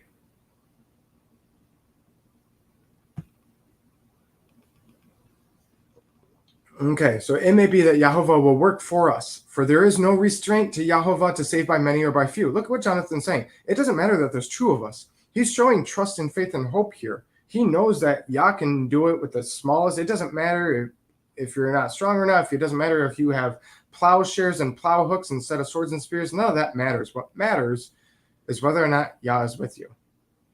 Right? So he's saying here, it may be that Yah will be with us. So then what's he do? He tests the spirits. He's seeking the will of the Father here. And his armor bearer says to him, his prayer buddy, his combat buddy, do all that is in your heart. Turn you, behold, I am with you according to your heart.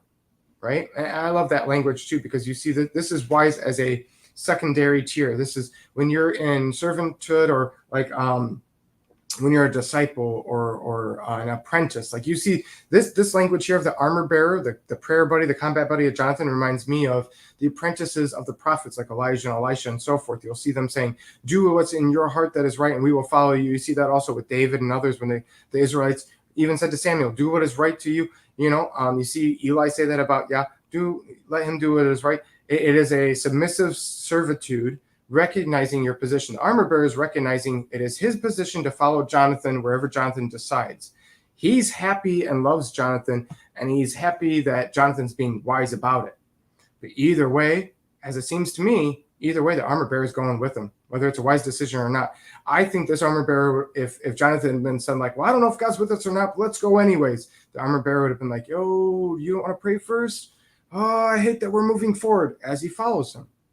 Because he has love for Jonathan, he is in submissive servitude and in a respectful, wise manner. He recognizes his position. We should recognize our positions, whether it's in the body, in the world, what have you, right? At work, in the family, so on and so forth. These are things we need to consider. Recognize our positions while seeking the Father, and try to respect and give honor to those who are above you in positions, whether it's bosses and things like that. I'm not going into Romans 13 in the way that pastors preach it, but I'm also not going in the position that a lot of TOs says that those pastors are 100% wrong. Personally, I feel like I'm in the middle of that pendulum swing where, some of the pastors get a lot of things wrong, but a lot of the TO are going so far extreme the other way that they are not giving honor to those who have been given position above us in a way that they should.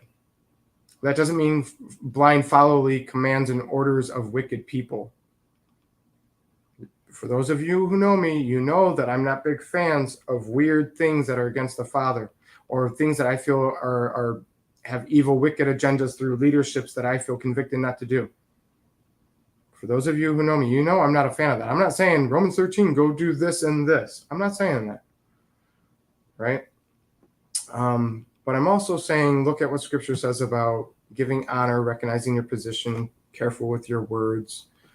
Maybe pray for those who you see are making unwise decisions.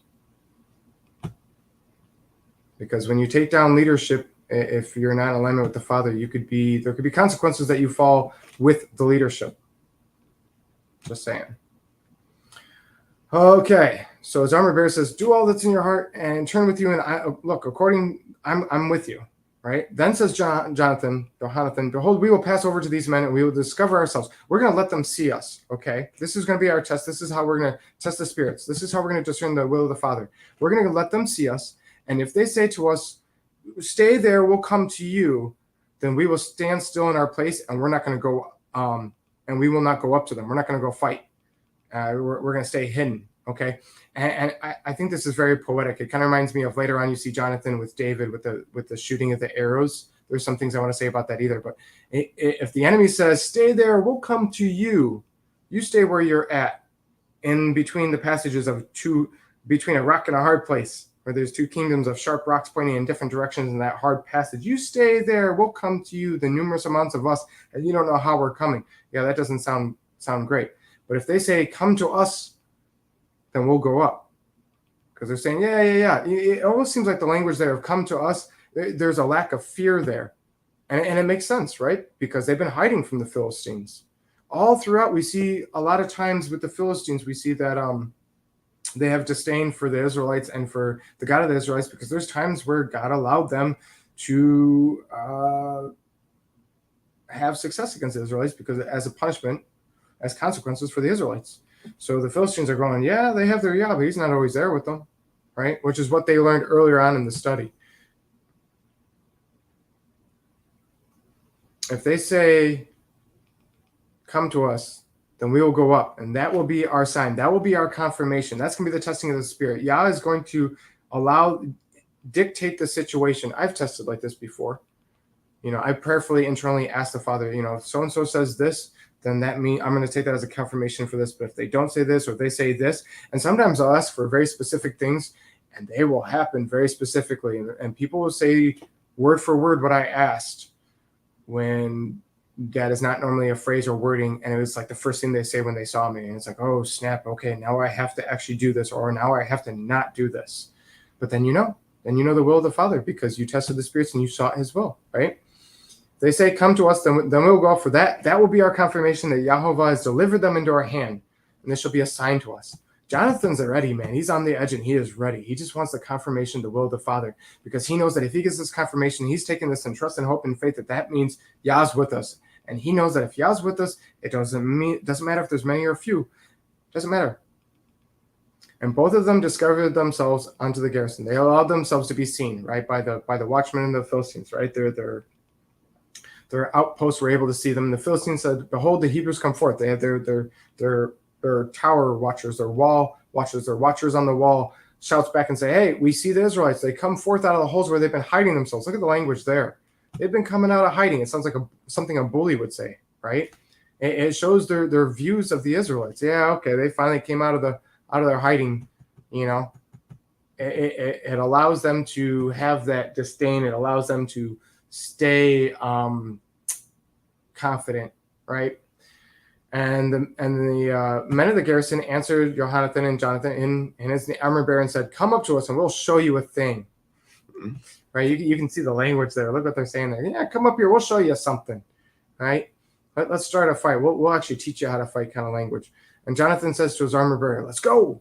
For Yahovah has delivered him into the hand of Israel. You guys, look at this. Jonathan got his confirmation. And he didn't say, okay, Father, okay.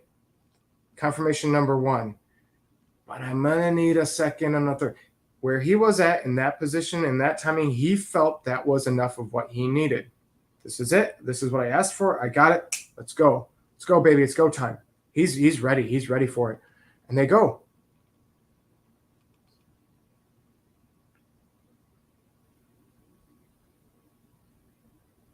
I don't know how to use Hebrew letters, but that sign is significant, right? Not sure what you're talking about there, MB.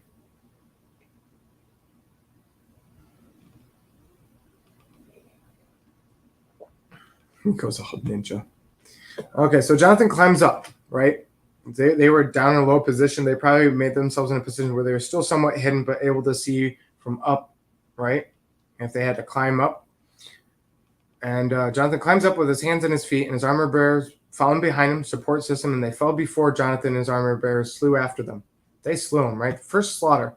And in that first slaughter, Jonathan and his armor bearer, just the two men, was about 20 men within half an acre of land, which a yoke of oxen might plow, right? For those who could receive that as an application in their mind, it gives them that picture view for your farmers and things like that. They go, okay, yeah, for those who've done those type of things. But for us, maybe you're thinking, like for me, I was thinking, okay, my folks' backyard, I believe that's about half an acre, which is sizable enough for like a couple people playing badminton or kicking a soccer ball around and stuff. Not sizable for killing 20 people in hand-to-hand combat with a sword for Jonathan, but Jonathan's armor bearer, is he carrying gardening tools? 20 men between the two of them within the backyard of my parents' house, basically. That's intense. If you can imagine, if you can get a visual in your mind of half an acre, that is not a lot of land to be killing 20 people. I mean, this is, in my view, this is compact in terms of like a bar brawl. When you're like in a small bar and there's more than a couple people fist fighting, everything's right there to where it's hard to get out of the situation without possibly getting hit by something, right? You have to go and hide or run away. That's what it kind of seems to me. Small area, 20 people slaughtered. And there was a trembling in the host in the field among all the people. That freaked them out. That kind of gives you a visual. They must have been, vicious warfare. It's like that Braveheart painted face type of vibe of like, oh, snap, the barbaric Israelites are here and they are throwing down and they're just ripping through them. The garrisons and the spoilers, they also trembled, and the earthquake. So it's a very great trembling, right? And we've seen this before. Yah likes to use the weather and his creation to disquiet, to bother the enemies when it's in his will. And we've seen this specifically with the Philistines, even in this study, right? So you have earthquaking, which is one of Yah's things that he does. He did that at the cross. You have eschatological end time verses talking about great earthquakes and things like that. And again, Numbers chapter 16, earthquakes. And the watchmen of Saul in Gibeah, Benjamin. The watchmen of Saul in Gibeah, the small hill of Benjamin, looked, and behold, the multitude melted away, and they went down, beating down one another. So they're looking down, and they're seeing the multitude getting smaller, and they're fighting each other. So then they're like, what? So said Saul to the people that were with him, number now and see who's gone from us. Who could be down there causing this havoc, this chaos? And when they had numbered, behold, Jonathan and his armor bearer were not there. Out of the 600 people, right, which would take a few minutes, doing a count off. 1, 2, 3, 4. I don't know for any of you who had to do that, but in the army, you always had to do it multiple times because somehow, some way, somebody would mess it up. You think it'd be simple. The guy next to you says 34, you say 35. The person after you says 36. It sounds simple, and I'm not making fun of people. No matter how intelligent you are, when you have a long list of people, try it sometime. When you're in a large gathering of like more than 50 people, have everybody line up and just do a count off and see if somebody doesn't mess it up at least once. And then don't make fun of the one person, because it's going to happen, and it's not always non-intelligent people. It's not necessarily an unintelligent thing. It's like one of those, you think it's going to be natural, and then it's not. So my point is, how long did it take for them to count the 600 and figure out who was gone, right? And how surprised were they when they found out that it's only 2 people missing? And how effective was their accountability that they find that there's only 2 missing? You have a host of 600 people. If I have a campground of 600 people and there's only 2 missing, what are the odds that I'm not going to even be able to figure out which 2 it is? Unless Yah wills it. So Saul says to Achiyahu, bring hither the ark of God. Bring hither the ark of the covenant of Elohim. For the ark of God was with them at that time, right? And it came to pass while Saul, the king, Saul talked to the priest, that the noise that was in the host of the Philistines went on and increased. It's getting louder. It's getting more and more havoc. You also have that the earthquake, right? And Saul says to the priest, withdraw your hand.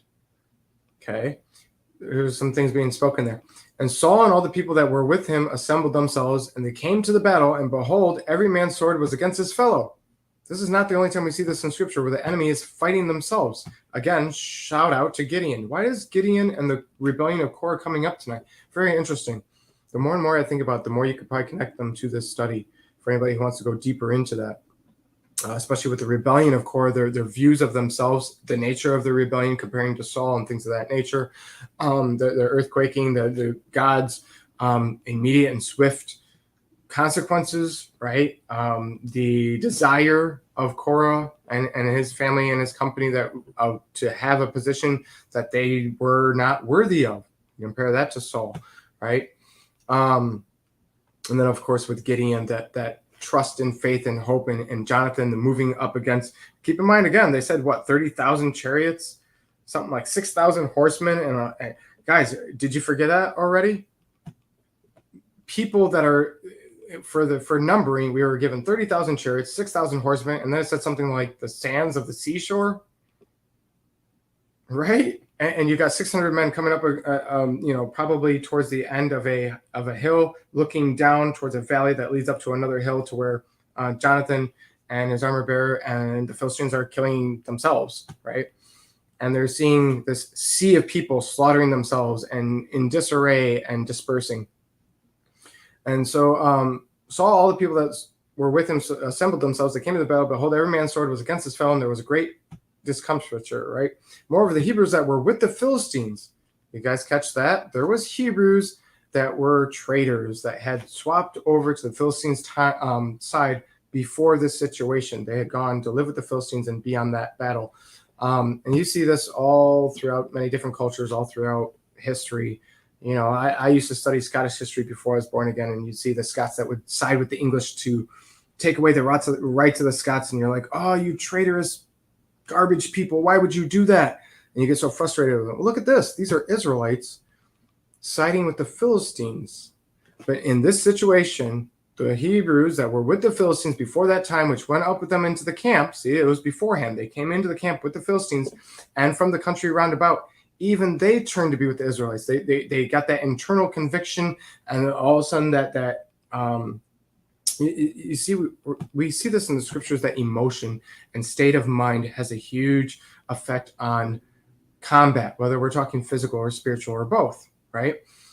You know, if you're discomforted by the weather, you hear loud noises, you see that the other side's getting amped up. We see this in sports. I knew this in combat. Many of you probably aren't familiar with actual physical combat. So maybe you can think of sports or some kind of competitive situation where if the other side seems amped up, the more amped up they are, if you can't get your side amped up, the more likely you are to actually fail, right? And so the Israelites that are amongst the Philistines that were on their sides are now turning and killing the Philistines that they were with. And they're turning to be with the Israelites that were with Saul and Jonathan, right? And likewise, so we have a unification of the Israelites spurred from the movement in faith and trust and hope in alignment with the will of Yah by Jonathan and his armor bearer. You see, this didn't start with the king. Look at. We have spiritual disarray with Saul, and we get physical disarray of his army and people and of Israel. Spiritual alignment with Jonathan, alignment and unification of the people. You remember what Samuel's warning was, right? You're going to have a king like the Gentiles, and he's going to take your men, and he's going to cause them to go to war and things like this. He's going to take your women and make them bakers and stuff like that, and the young men are going to die. He's going to put young men in front of chariots. Whose chariots? Right? I mentioned his chariots when we had mentioned that, but now I'm saying he's putting them in front of other chariots. And you guys, that's literally what he's doing, right? Disarray. Spiritually not aligned with the will of the Father trickles down. Remember Samuel's warning. He said, if the people are in alignment with the Father, the king will be also. But if the king disobeys and the people disobey, then neither of them will be in alignment. But if the people are aligned, the king will also. Right? Now we're seeing a leader acting a godly leader. And we see the blessing and the trickling down thereof. It's like a frequency. And you see the sound waves spurring out, like when you throw a pebble or a rock in a pond and it ripples out. Jonathan was that pebble, that rock, and it rippled out. That is what we're seeing here. Moreover, the Hebrews that were the Philistines. Okay, yeah, I already read that. Okay, likewise, all the men of Israel which hid themselves in Mount Ephraim, those that were hiding, when they heard that the Philistines fled, word got out, they followed hard after them. Okay, yeah, well, it's a lot easier to chase after somebody that's fleeing once there's already a scene of success, but it's still neat, right? You have unification and alignment.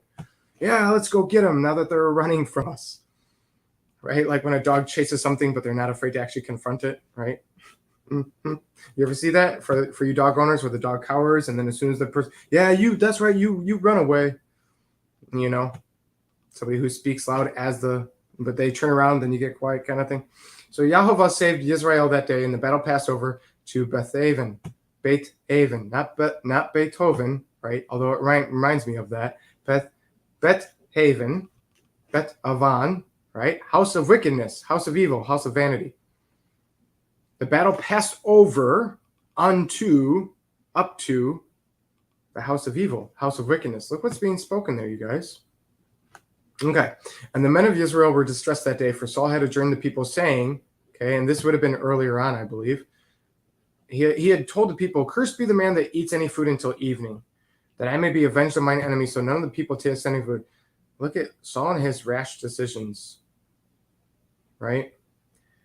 This is like the man who said, Father Yahovah, if you allow us to win this battle, I will sacrifice the first thing I see coming out of the gates, thinking maybe it'll be a prized oxen or whatever, and it's his daughter that comes out of the gates. Unnecessarily rash vow. There was no need for that. Yah was not going to ask him to sacrifice his daughter. Yah was not going to ask Saul to make everybody fast until they're successful. We have no reason to believe that that's the case in this situation. When Yah wants those things, he tells you. Again, are we assuming? And it's that mindset. It's like that religious spirit mindset. And I think it comes from that root of knowing the emptiness. He was a place of hollowness, right? Saul was. He went through the motions of the sacrifices of the offerings, but then he got rebuked on it. There's that emptiness, that feeling, like you tithe to a church. You see this. I've seen this before. I've seen this in my eyes, and I've been allowed to discern the person tithe to a church or something, and they still felt empty afterwards, and you can see they're disgusted and angry about it. So they're looking for something else. Well, maybe if I tithe even more to something else, or I'll go over here and do this, then I'll feel like I finally did what I'm supposed to do, and I'll feel more at ease and fulfilled. Why? Because they're seeking shalom. They're seeking the peace that destroys chaos. Why do they lack it? Because they're not in alignment and truly in truth and in spirit seeking the will of the Father. So then they start making rules and commandments for themselves. Well, God likes these rules and ordinances and things, so I'm going to fast even on his holy days. I'm going to stop at the green light and go at the red light. We've talked about this before, right? I've seen people do this. I've had people tell me, I'm so holy. They didn't say I'm so holy, but that's how it came off to me. They said, well, I even fast on the holy feast days. It's called a holy feast day. Outside of Yom Kippur, why would you be fasting when the Father says you sit down and eat and fellowship and be merry? Unless you were specifically told in that moment, it's like some kind of end time situation, or you're in a weird imprisonment or captivity, or you're in hiding or whatever. Why would you purposely choose to fast when the Father tells you to feast? I'm just saying that's the kind of spirituality I'm seeing here. Saul says, I know, we'll just tell the people not to eat. And furthermore, let's put an unnecessary weight.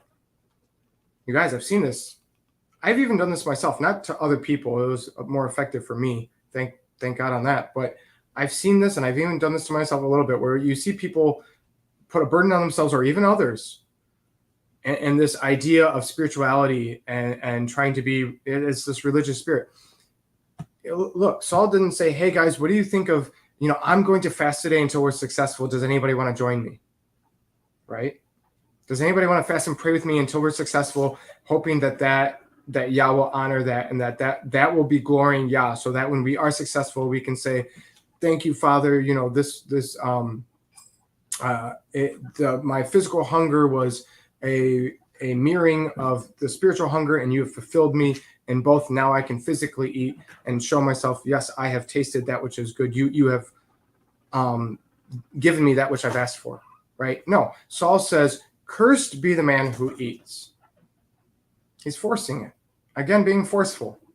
If you can't hear the Father, you will lean to your own understanding and do what you think will please him. Exactly. That's usually Proverbs 3:5. That's usually one of the things I bring up when we talk about this type of sentiment. Lean not on your own understanding. Well, how do you do that? You have to seek the Father. If you're not seeking the Father on that, we've gone over this many times, right? Most of you guys have heard me talk about this many times in many videos.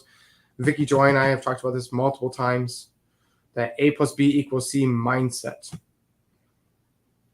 Yeah, out of the mouth comes the abundance of the treasure of the hearts. And what came out of his mouth? MB says, out of his mouth came a curse. Very telling, right? Very indicative of his heart and his mind state. At this point, Shaul, King Saul, is very fleshly and very against the alignment of the Father. Cursed be the man that eats any food until evening, that I may be avenged of mine enemies, that I may be avenged. You see what's here? Just look at this, So none of the people tasted any food, right? And all they of the land came to a wood. They're going through the forest, and there was honey upon the ground. It was dripping down, you guys, right in front of their faces. And when the people were coming to the wood, the forest, behold, the honey dropped, but no man put his hand to his mouth, for the people feared the oath, out of fear, right? And this is, this is an understandable fear. They were commanded not to by their leadership. So I'm not going to say that it's wrong that they didn't eat. I'm not going to say that they should have eaten. They were told by their authority not to in that position at that time. But Jonathan heard not, right? So he's not held to it when his father charged the people with the oath. Wherefore he put the end of his rod with what was in his hand and dipped it in the honeycomb and put it to his mouth, and his eyes were enlightened, okay? Now, I've seen some interesting things said about this, and I'm not going to get too much into it because I've we're already like an hour, 40 minutes, and I wanted to be done by now. It's almost midnight. But first basic layer of the onion there, we can all at least agree that we see that there was an encouragement. When you look at that word enlightenment, and where his eyes were enlightened, when you look at that in the Hebrew, you get this understanding of like a rekindling of a flame. It's like you're re-encouraged when you start to feel frail and fragile. You're starting to get hungry. You're feeling worn out. It's the end of your 10-hour shift and you didn't eat lunch because you forgot to grab it when you were rushing out the door to go to work. I've never done that, right? And so at the end of your 10-hour shift is your very physical job. You're tired and you're worn out, and then you eat and you feel a little bit more ready to take on what is next. You have a little bit more energy. You've received sustenance, right? I think at the very least we can agree that that's what's going on here.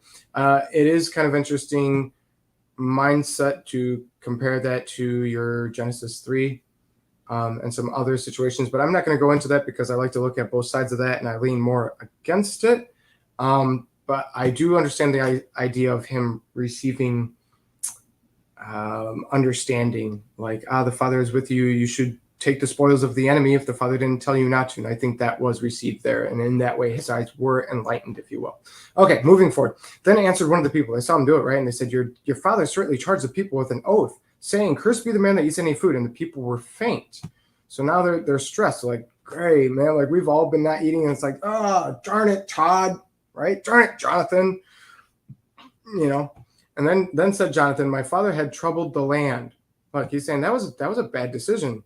See, I pray you how my eyes have been enlightened because I tasted just a little of this honey. I have energy again. I feel ready to go because I've eaten this honey, you guys. This was a bad decision on his behalf.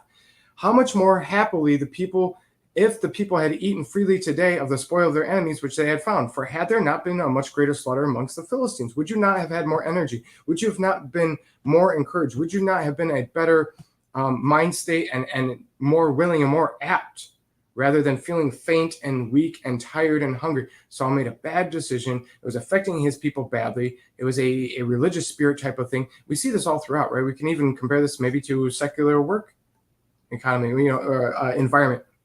Your boss decides, okay, the people are slacking a little bit. So instead of trying to think of a way to encourage the people of maybe working with them or trying to see what you can do, like, okay, you guys, if giving them some kind of incentive or trying to amp them up or maybe give them half a day off next week if they can get the numbers up or whatever, instead of doing that, you just hard press even more, grind them into the stone.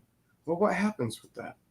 Typically, what happens with that? Are they encouraged? Do you get the best out of people when you grind them into the stone when they're already feeling weak? They're already in combat, fighting an army that outnumbers them, that's fleeing, but still, right? And these are the Philistines. It's not just any enemy. This is an enemy that they've had issues with. They have a history with the Philistines. Keep in mind, what was it? 1 Samuel chapter 7, I want to say verses like 12 or 13, something like that. It said all the days of Samuel, when he was judging stuff, Yah's hand was against the Philistines, right? And Samuel, these are still the days of Samuel, but he's no longer the judge because they've replaced that position with a king. And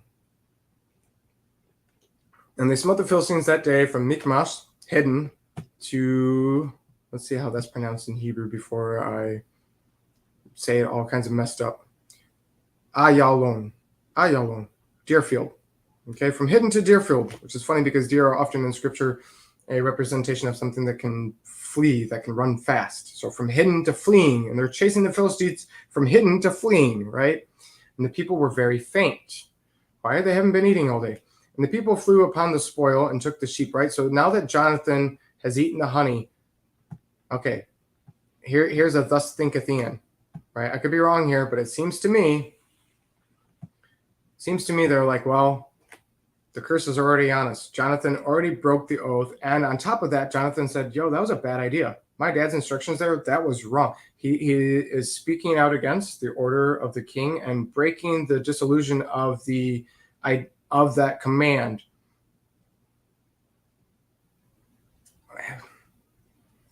And there's a couple different things to be said about that, pros and cons, right? Chopped liver. Patricia's getting saucy tonight. Hey, DJ Simpson in the house. Every time I see that, I always hear in my head, DJ Simpson, like with the, when they use the tech voices and stuff like that. I'm just thinking how awesome to find that. It's not like going to the store for us getting honey in a jar. Right. I agree, MB, for sure. I don't know about you guys, especially since being born again. You find something in the open, something, you start looking into like edible foragey, right? Plants that you can eat and stuff like that. And once you start becoming more aware of that and you're hiking in the woods, if you guys do that, like my family does, and you start coming across things and you're like, oh, look, you can use this to help with headaches, or, oh, look, you can rub this on your skin if you have, or you can make a salve out of this or whatever, or, oh, hey, I can actually eat this. How much more excited are you because you didn't have to go to the store to buy it? You found it, right? It's a spoil, right? And you found it naturally. There's just something cool about that. Okay, so Jonathan dips the rod in the honey and said, we should eat of the land. So the people flew upon the spoil. Look at the language there. They flew on it, right? It seems to me they weren't just like, oh, they were no longer cautiously, meandering about. They just like jumped on it. Well, let's do it. Jonathan said we should do it. Let's just do it. They flew upon the spoil, took sheep, oxen, calves, slew them on the ground. Gross. And the people did eat them with the blood. Even grosser. And again, transgression of the Torah. Perhaps this is fruit of Jonathan speaking against the command of his father. Speaking against the disillusionment, I don't have an issue with. Speaking against the order of a king instead of going to confront the king or something like that, and going about it in a Torah righteous judgment manner of where you bring forth and you discuss the matter and you see all perspectives, but rather just saying, well, that was stupid. I think perhaps that might have been one of the consequences. Because I think if Jonathan had showed a little bit more wisdom, I think the people would have too. That's my personal opinion, okay? So then he gets reported to Saul. They went and told on him, right? You get the tattletales. But that's okay because they're breaking Torah here, so somebody needs a tattletale. So then they tell Saul, behold, the people sin against Yahovah in that they eat with the blood, right? It's not about them eating with the spoil. They didn't say, ooh, they're breaking your oath and they're going to give you a curse. They're saying, hey, they're eating with the blood, which there's going to be consequences for that. So Saul says, you have transgressed. Roll a great stone unto me this day, right? Roll a great stone unto me today. He's being a little bit dramatic, kill me now. Is basically what he's saying, right?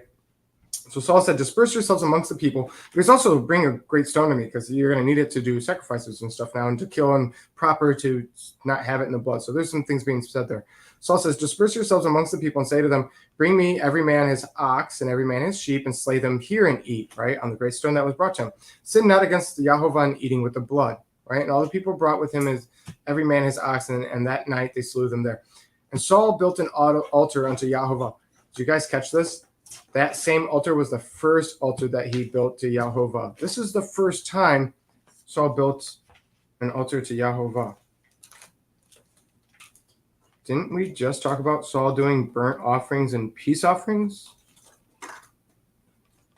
But this is the first altar that Saul has built.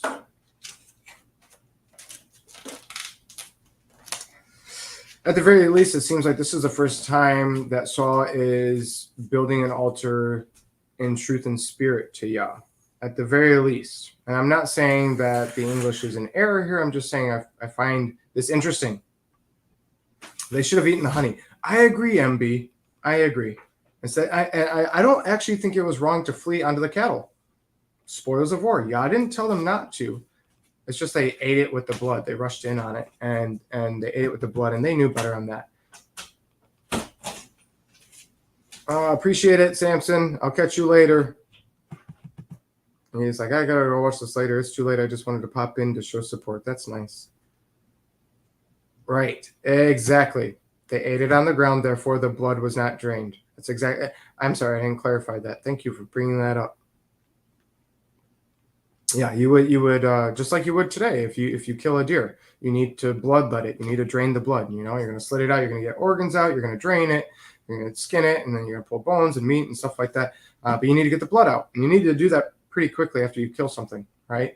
And they ate it on the ground, which indicates that they were not draining it. Therefore, they ate it with the blood, which Torah tells you not to, because life is in the blood, right?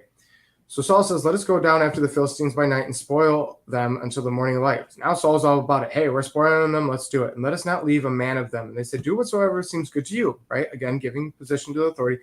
Then said the priest. The people said, do what's good to you. The priest says, let us draw near to Yah. Let's draw nigh to God. And Saul asked counsel of God, shall I go down after the Philistines? Wilt thou deliver them into the hand of Israel? But he didn't answer him.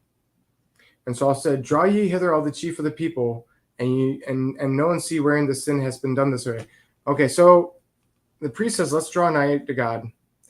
And so Saul asked counsel of God, which means he probably also went through the priest, not just prayer himself, and he didn't get answered. So Saul's response is, oh, it's because you guys messed up. It's because you guys sinned. It must be because you guys ate with the blood that my prayers aren't being answered. Saul's pointing fingers at a gun, you guys. And he said, draw ye hither, let's bring all the chief of the people, the chief of the tribes of the people, and all the commanders of the thousands and 10,000s and things like that. And we're going to cast lots of things and see where this sin has been done this day, because he's expecting that it's them, right? For as Yahovah lives, which saved Israel, right? Talking about this day, though it being Jonathan my son, even if it's my son, he shall surely die. But there was not a man among all the people that answered him. Nobody said anything. Then said he unto Israel, be on one side, you guys go over there, and me and my son over here. Then people said, well, good. What seems good to you? Therefore Saul said to Yahovah, Elohim of Israel, give a perfect lot. See, they're casting lots. And Saul and Jonathan were taken, but the people escaped. It's not the people. And Saul said, cast lots between me and my son Johnny. And Johnny was taken. Right? So then Saul said to Jonathan, what'd you do? And Jonathan says, I tasted a little bit of honey with the end of the rod that was in my hand. And now I must die. I went against your oath, even though I didn't know about it. But he doesn't say it like that. He says, I did but taste a little honey. That's all I did. But apparently I have to die because the lot landed on me. The lot was to be shown where the issue was in terms of, is it the people or them, right? And Saul answered, God do so and more also, for you're going to die. And the people said to Saul, shall Jonathan die, who has wrought this great salvation in Israel today? If it wasn't for him, right? He led it and he sparked it. He was the rock thrown in the pond. No, God forbid. As Yahovah lives, there shall not one hair of his head fall to the ground. The people stood up for Jonathan and interceded. For he hath wrought with Yahovah. He hath wrought with Elohim this day. So the people rescued Jonathan. You look at that word rescued, it also means redeemed. Redeemed Jonathan that he died not, right? Then Saul went up following the Philistines, and the Philistines went to their own place. I'm thinking that rescuing Jonathan didn't mean just arguing, but that he was actually redeemed according to the ordinances of Torah. That's what I'm personally believing at this moment in time. So Saul and Saul's appeased by this. Okay, there's no longer an issue, which also indicates to me that they went along the ordinances of Torah. So Saul took the kingdom over Israel and fought against all the enemies on every side. Samuel warned him. He went against Moab, against the children of Ammon, right? The two sets that came from the incestuous relationship of Lot and his two daughters, unbeknownst to Lot in the time being, right? Lot was not a consenting party. Against Edom, right? The Edomites, the descendants of Esau. Against the kings of Zobah. Who are they again? Let me see if I can. They're people from the region of Syria, the Syrians of that time, against the Philistines. And whichever way he turned himself, he vexed them. Every which way he looked, whether he saw enemies, he was fighting them. And he gathered a host and smote the Amalekites, hence the interesting skulls on the thumbnail. Amalekites, you guys, from Amalek, which is through the descendants of Esau. The word Amalekite, and one of the many ways of interpreting, can mean, for those of you who don't know this, are you guys ready? It can be interpreted to mean vampire-like demons.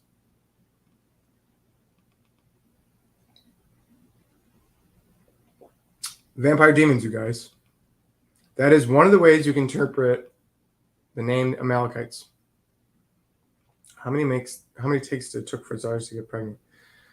Oh, Patricia, I don't know about that, but you had one night and then the other. If there was many times in between, we don't have any indication, but it seems like they each had a one-time go-around from what the text shows you.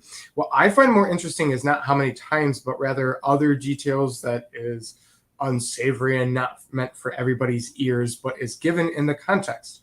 There's some interesting things that we are told about in that scenario with Lot and his two daughters. He had no idea the entire time, beginning, during, and end. I'm going to leave it at that, but it literally says that. If I had a group of mature adults in person, not over the screen where I don't know who's going to hear it, I would emphasize one sentiment, not hardcore, but just simply say, that means this, you guys. Like, do you realize what that means? And then leave it at that. But I do find that interesting. fertile women, yeah, allowed. I will say it like that. I think he also didn't want it to be a continual thing. Yeah, okay, so the idea of Amalekites being Nephilim is actually something often debated because, okay, so you have Gary Wayne, who in his books argues that the Amalekites are sometimes in error referred to as the sons of Anak. If that was the case, then the Amalekites would be some of the most ancient giants from the very beginning, some of the biggest giants, right? At least the first generations of. So at this point, you would have had the trickling down, if that is accurate. Gary Wayne believes that. There's a few others. I'm not so necessarily sure that the Amalekites were sons of Anak. I'm not 100% convinced on that, but I do find it interesting on certain verses that talk about the Amalekites being like the first nation, if you will, which shows that they're ancient peoples. I do believe that they are connected to a line through Amalek, through Esau, but that there was a connection somewhere in there that had to do with, you know, your Nephilim breeding and things like that. And I think that's why you can interpret Amalekite to mean vampire-like demon. Thus, the connection sometimes to Amalekite demons and elongated skulls, especially the one that I put on the thumbnail that had thorns. Did you guys see that thing? That thing is real. There are false images if you Google them, Bing, or whatever search engine you use. But there are real stuff. Have you guys looked into elongated skulls? I'm not going to go into it much tonight. Maybe Jeff and I will do it some night. There's a lot of stuff to go into that. Even how the cranium is split, right? Compared to with ours, you have the left and right halves, right? Well, with theirs, they have a split this way, and it's not even half and half. There's all kinds of stuff. There's DNA tests. If you're not familiar with it, Brian Forrester, Forrester, he goes into stuff like that. He's done some DNA tests. The skulls of Paraka. He's very involved with the museums over there and in Machu Picchu and all those places in Peru and stuff. Constantly doing videos over there. You got all these different skulls and things, and he goes big into that. There's some things that Brian Forster believes that I'm not on board with him on. He believes the Earth is over 10,000 years old. I don't agree with that. He doesn't believe in millions of years, but he believes in more than 10,000, and I believe in a young Earth view. He's got some very interesting theories of like stone softening methods, which I find very interesting, but I'm not so sure I'm convinced in terms of like forming pyramids and stuff. Whole nother topic for a whole nother day. But anyways, elongated skulls. You guys, the secular world will tell you that they simply cradled them, right? They called it cradle boarding. You put two boards when they're an infant. You try to squeeze the head into a shape.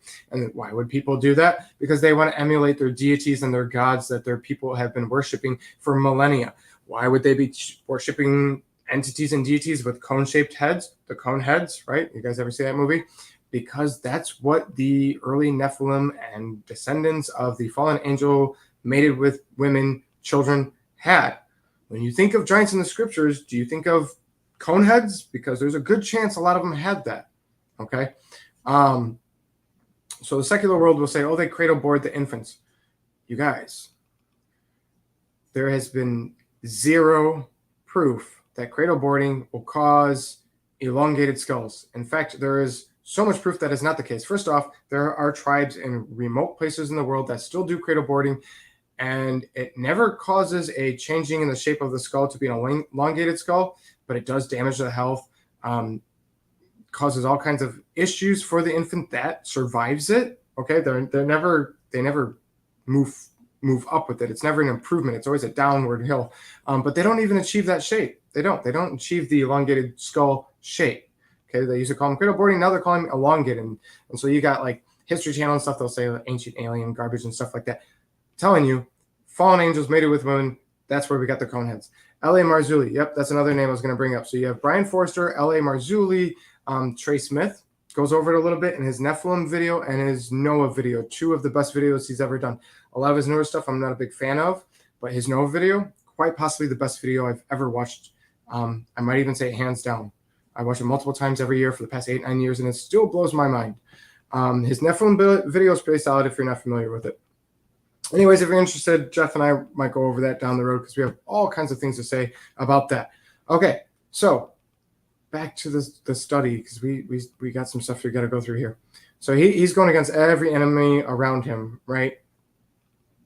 They smote the Amalekites and delivered Israel out of the hands of them that spoiled them. Now the sons of Saul were Jonathan, Yishivi, right? Yishvi in Hebrew, right? You have Malchishua, right? Which means king of all wealth, Malchishua, right? And the names of his two daughters were, the firstborn was Merab, some might say Merab, it's Merab. And the name of the younger was Michiel, right? Which is kind of like a modern day Michelle, right? Like a female version of a Michael. And the name of Saul's wife was Achinoam, right? And the daughter of Achimaaz. And the name of the captain of his host was Abner, who we will see later on in the Samuel studies, if we continue them. But if not, in your own studies, if you continue to read 1 Samuel, especially 2 Samuel, you're going to see Abner, the son of Ner. In the King James, it says Saul's uncle, but from what I understand, Abner was actually Saul's cousin. That's what it seems to me. I'm not always the best at genealogy, so let me know if I'm wrong on that or if you think I'm wrong. But where I'm at right now, I think Abner is Saul's cousin, and he has a role to play down the road. Kish was the father of Saul. Ner, the father of Abner, was the son of Abiel. They were sore war against the Philistines all the days of Saul, and when Saul saw any strong man or any valiant man, he took them unto him. Like we said, Samuel warned of this. Every time Saul saw a man that said, ooh, he'd be good for a war, right? And nowadays you might be like, oh, I bet you he goes to the gym. Saul's thought was, I'm going to put him in front of a chariot. Every single time. You think gym rat, I think warrior. That was Saul's mindset. Okay, moving forward. 1 Samuel 15. Then Samuel said to Saul, the Yahovah sent me to anoint you to be king over his people, over Israel. Now, therefore, hearken to the voice of the words of Yahovah. Right? He's reminding him of his position, right? He's saying, look, Yah sent me to anoint you to be king over his people. Keep in mind, it's his people, and he's the one who anointed you, right? He wants that to be forefront in his mind as he's giving him instructions of what Yah has to say for what Saul needs to be doing. And these headphones are starting to hurt. Oh man, I need to charge my other ones. Thus saith Yahovah of the Elohim of hosts, I remember that which Amalek did to Israel, how he laid wait for him in the way when he came out of Egypt. For those of you out of Mitzrayim, for those of you who aren't familiar with that, who aren't aware, when the Israelites were coming out of Egypt, the Amalekites were actually hidden in the way, watching and waiting. They knew the Israelites were coming up out of Egypt, moving through the wilderness, and they waited. And this is part of the Amalekites, and I'm going to rush through this real fast, but it was the tendency of the ancient Amalekites then, and it is the tendency of Amalekites today, and I'm talking spirits, not people, to prey upon the weak. You guys hear what I'm saying? People talk about the spirit of Jezebel, and people. You get your people who are like big into spiritual warfare. And you got to pray against the prayer of this, and you got to pray against the spirit of Jezebel. And I'm not bashing that. Some of that's good, some of it's not so good. I'm not attacking it. I'm just saying, you hear all these things about the spirit of Jezebel and all this other stuff, but most people don't talk about the spirit of Amalekite.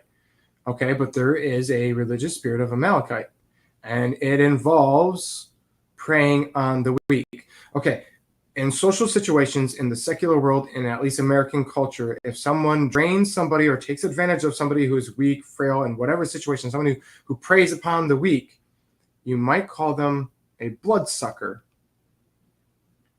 The Amalekites are known for preying upon the weak, and their name kind of means bloodsucker. You ever see somebody, you ever hear somebody say, oh, they're like a vampire because they suck the life out of you, right? They drain you. You're not going to do that to somebody who's strong. The robber doesn't come into the house of a strong man who's watching and waiting. The Amalekites don't attack the forefront of the battle of the company of the Israel, because then you have to go against all of Israel. No, the Amalekites hide off to the side and wait for the back, because the back can be picked off without the rest of the company knowing. The back are those who can't keep up with the rest.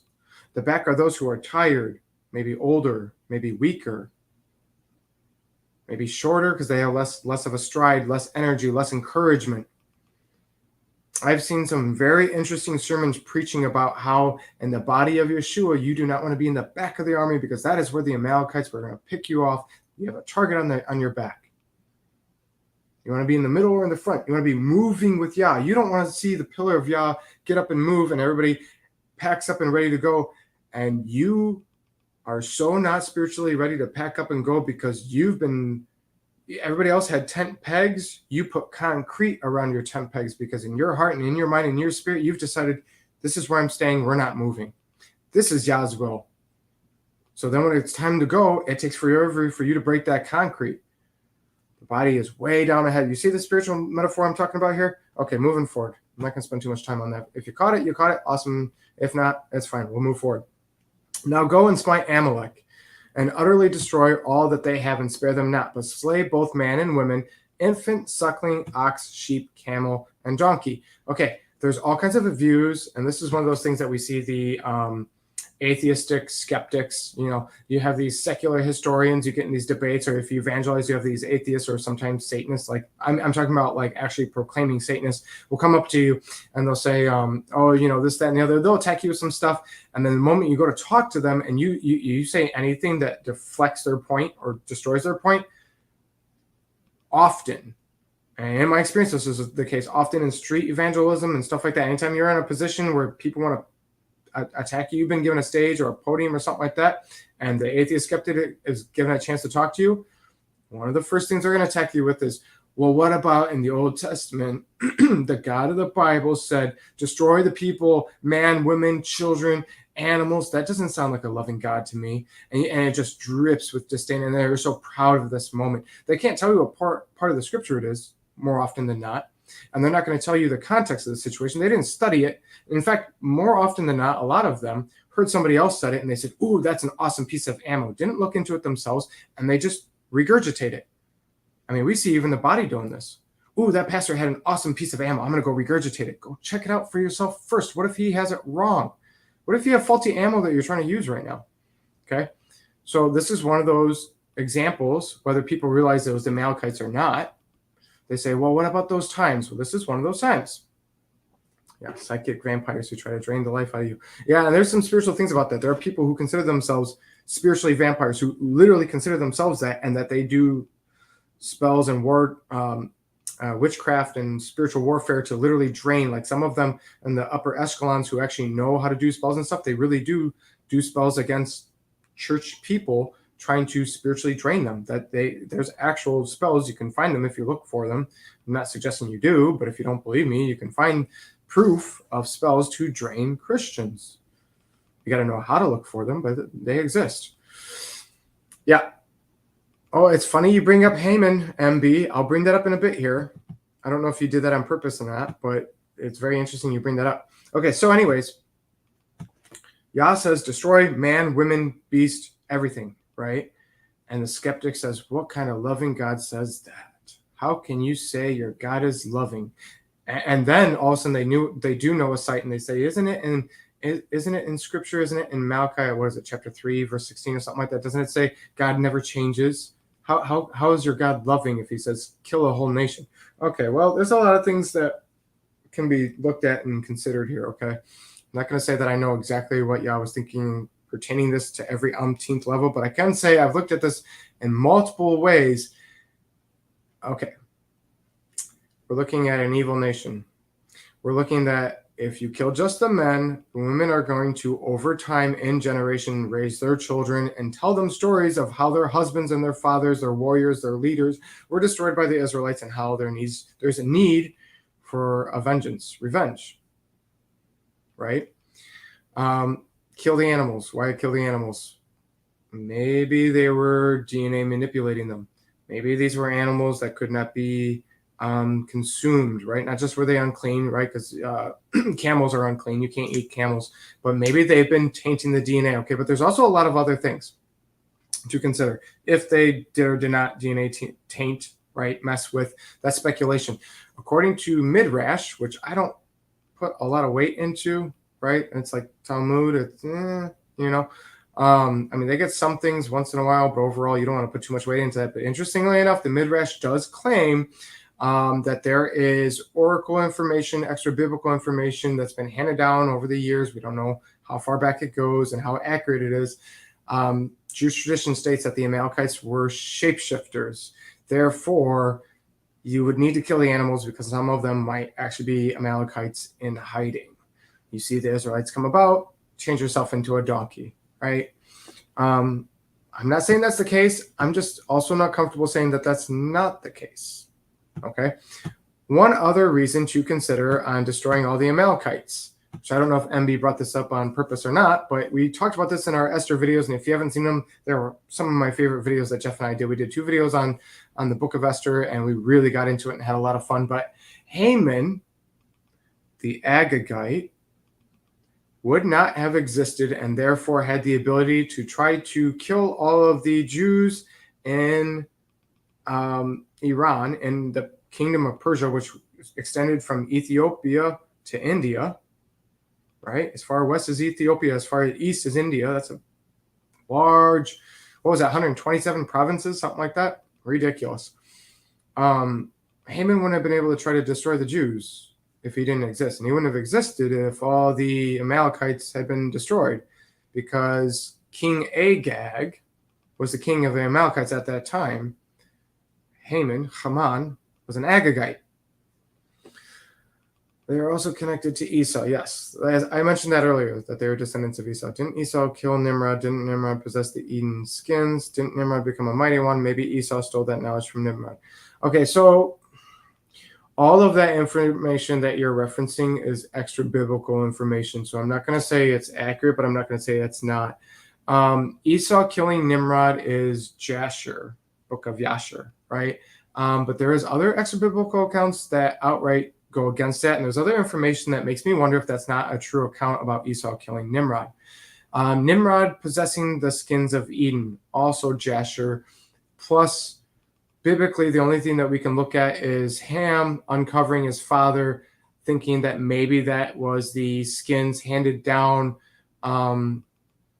from Adam and Eve down to Seth, down to Noah, stolen by Ham. Possibly the skins that we see even in extra biblical texts and literature, even fictional literature, like the clothing of Hercules. Right, there's been some information out there and some well-written works that connect the two. Very interesting stuff. Didn't Nimrod become a mighty one? That, out of all the ones you mentioned, that's my favorite one, because I agree with that. There's 3 different ways to look at it. Skiba had stuff that goes over Nimrod becoming a mighty one, the 3 different ways to interpret it. He even has pages dedicated to that in his Genesis and the synchronized extra biblical textbook, and he breaks it down in a beautiful way.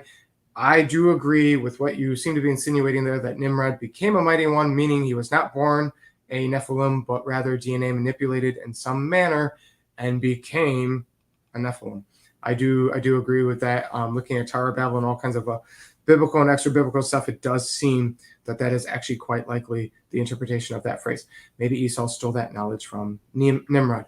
Now that's heavy speculation, which I understand you're not claiming it's not. I see your thought process that you're going there. I mean, it's a theory, it's speculation. I wouldn't even feel comfortable stating that thought in my videos if that was my thought, because I don't. It's a thought based on an if, based on an if, based on a maybe, based on a perhaps, based on an if. Is it possible? Sure. But I mean, we don't. If you can show me some verses that seem to indicate that Esau changed. Okay, but the Amalekites being descendants of Esau, having Nephilim blood, doesn't have to mean that Esau changed or had his blood tainted. It just means that the descendants of Esau bred with or messed with their DNA in some manner. So, so as to say, Esau didn't have to change in order for Amalekites to have Nephilim blood. Does that make sense? Okay. I saw something directed towards me, so I thought I'd acknowledge it. Okay. Yes, the queen takes the bishop chess match allegory. Dude, MB, I told my wife that I thought it'd be so bomb to put a bishop image in the corner of the video, and she just rolled her eyes at me and didn't do it. I was like, oh, but the people who watch the Esther videos would love that because they'll catch the reference later. I thought it'd go cool in the little corner. She thought it was whatever. Yeah, I've seen the arguments of Hercules as Nimrod, but there is a lot of information and a lot of well-written work that attacks this understanding of connecting Nimrod to so many different things, just like Osiris and all the other things that are connected together, that some of them might not need to be connected. Yeah, and you have Ninurtu, Ninrutu, and all that other stuff. Sure. Yeah, Rob Skiba, he does an awesome job going over the three, and he tells you he tells you in his studies which one he leaned towards, but he nods to look any three, and it could be a combination or it could be just one, and he was like, I'm leaning towards this, I could be wrong, but he tells you that these are the three. Okay, we got to move forward, man. I'm sorry, guys, we're taking way too long tonight. Okay, so I just wanted to go over that. So they're instructed to kill all of the Amalekites, man, women, infant, whether they're breastfeeding, children, everything, animals, everything. Keep in mind also, they flew upon the spoil, which was fine, but then they ate it with the blood, which means they transgressed sin. So perhaps this is one of those situations where it's one of those, last time you flew upon the spoil and you broke it, so now I don't want you to fly upon the spoil. I don't want you to have the spoil this time.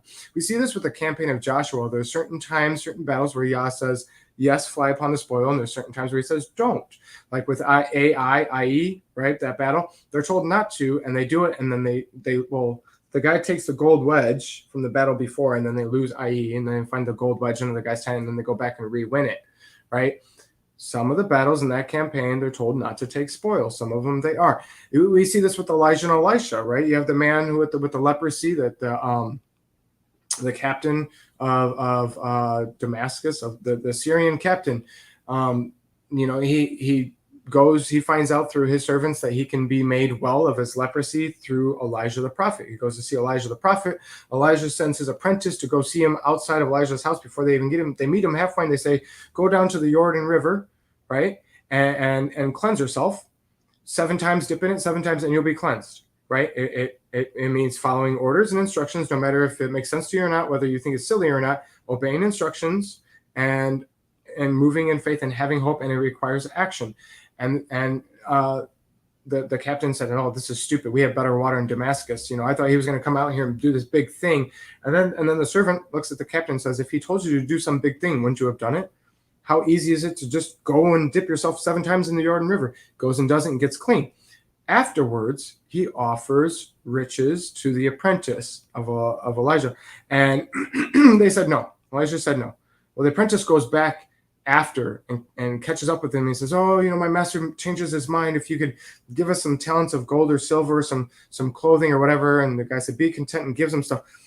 Look, it was a testimony that the man of God to that Syrian that he did not receive payment. In that specific situation, Yah did not want the prophet to receive payment. Therefore, there was conviction, and the prophet felt, no, this is not a time for that, so that it wouldn't ruin the testimony of the situation.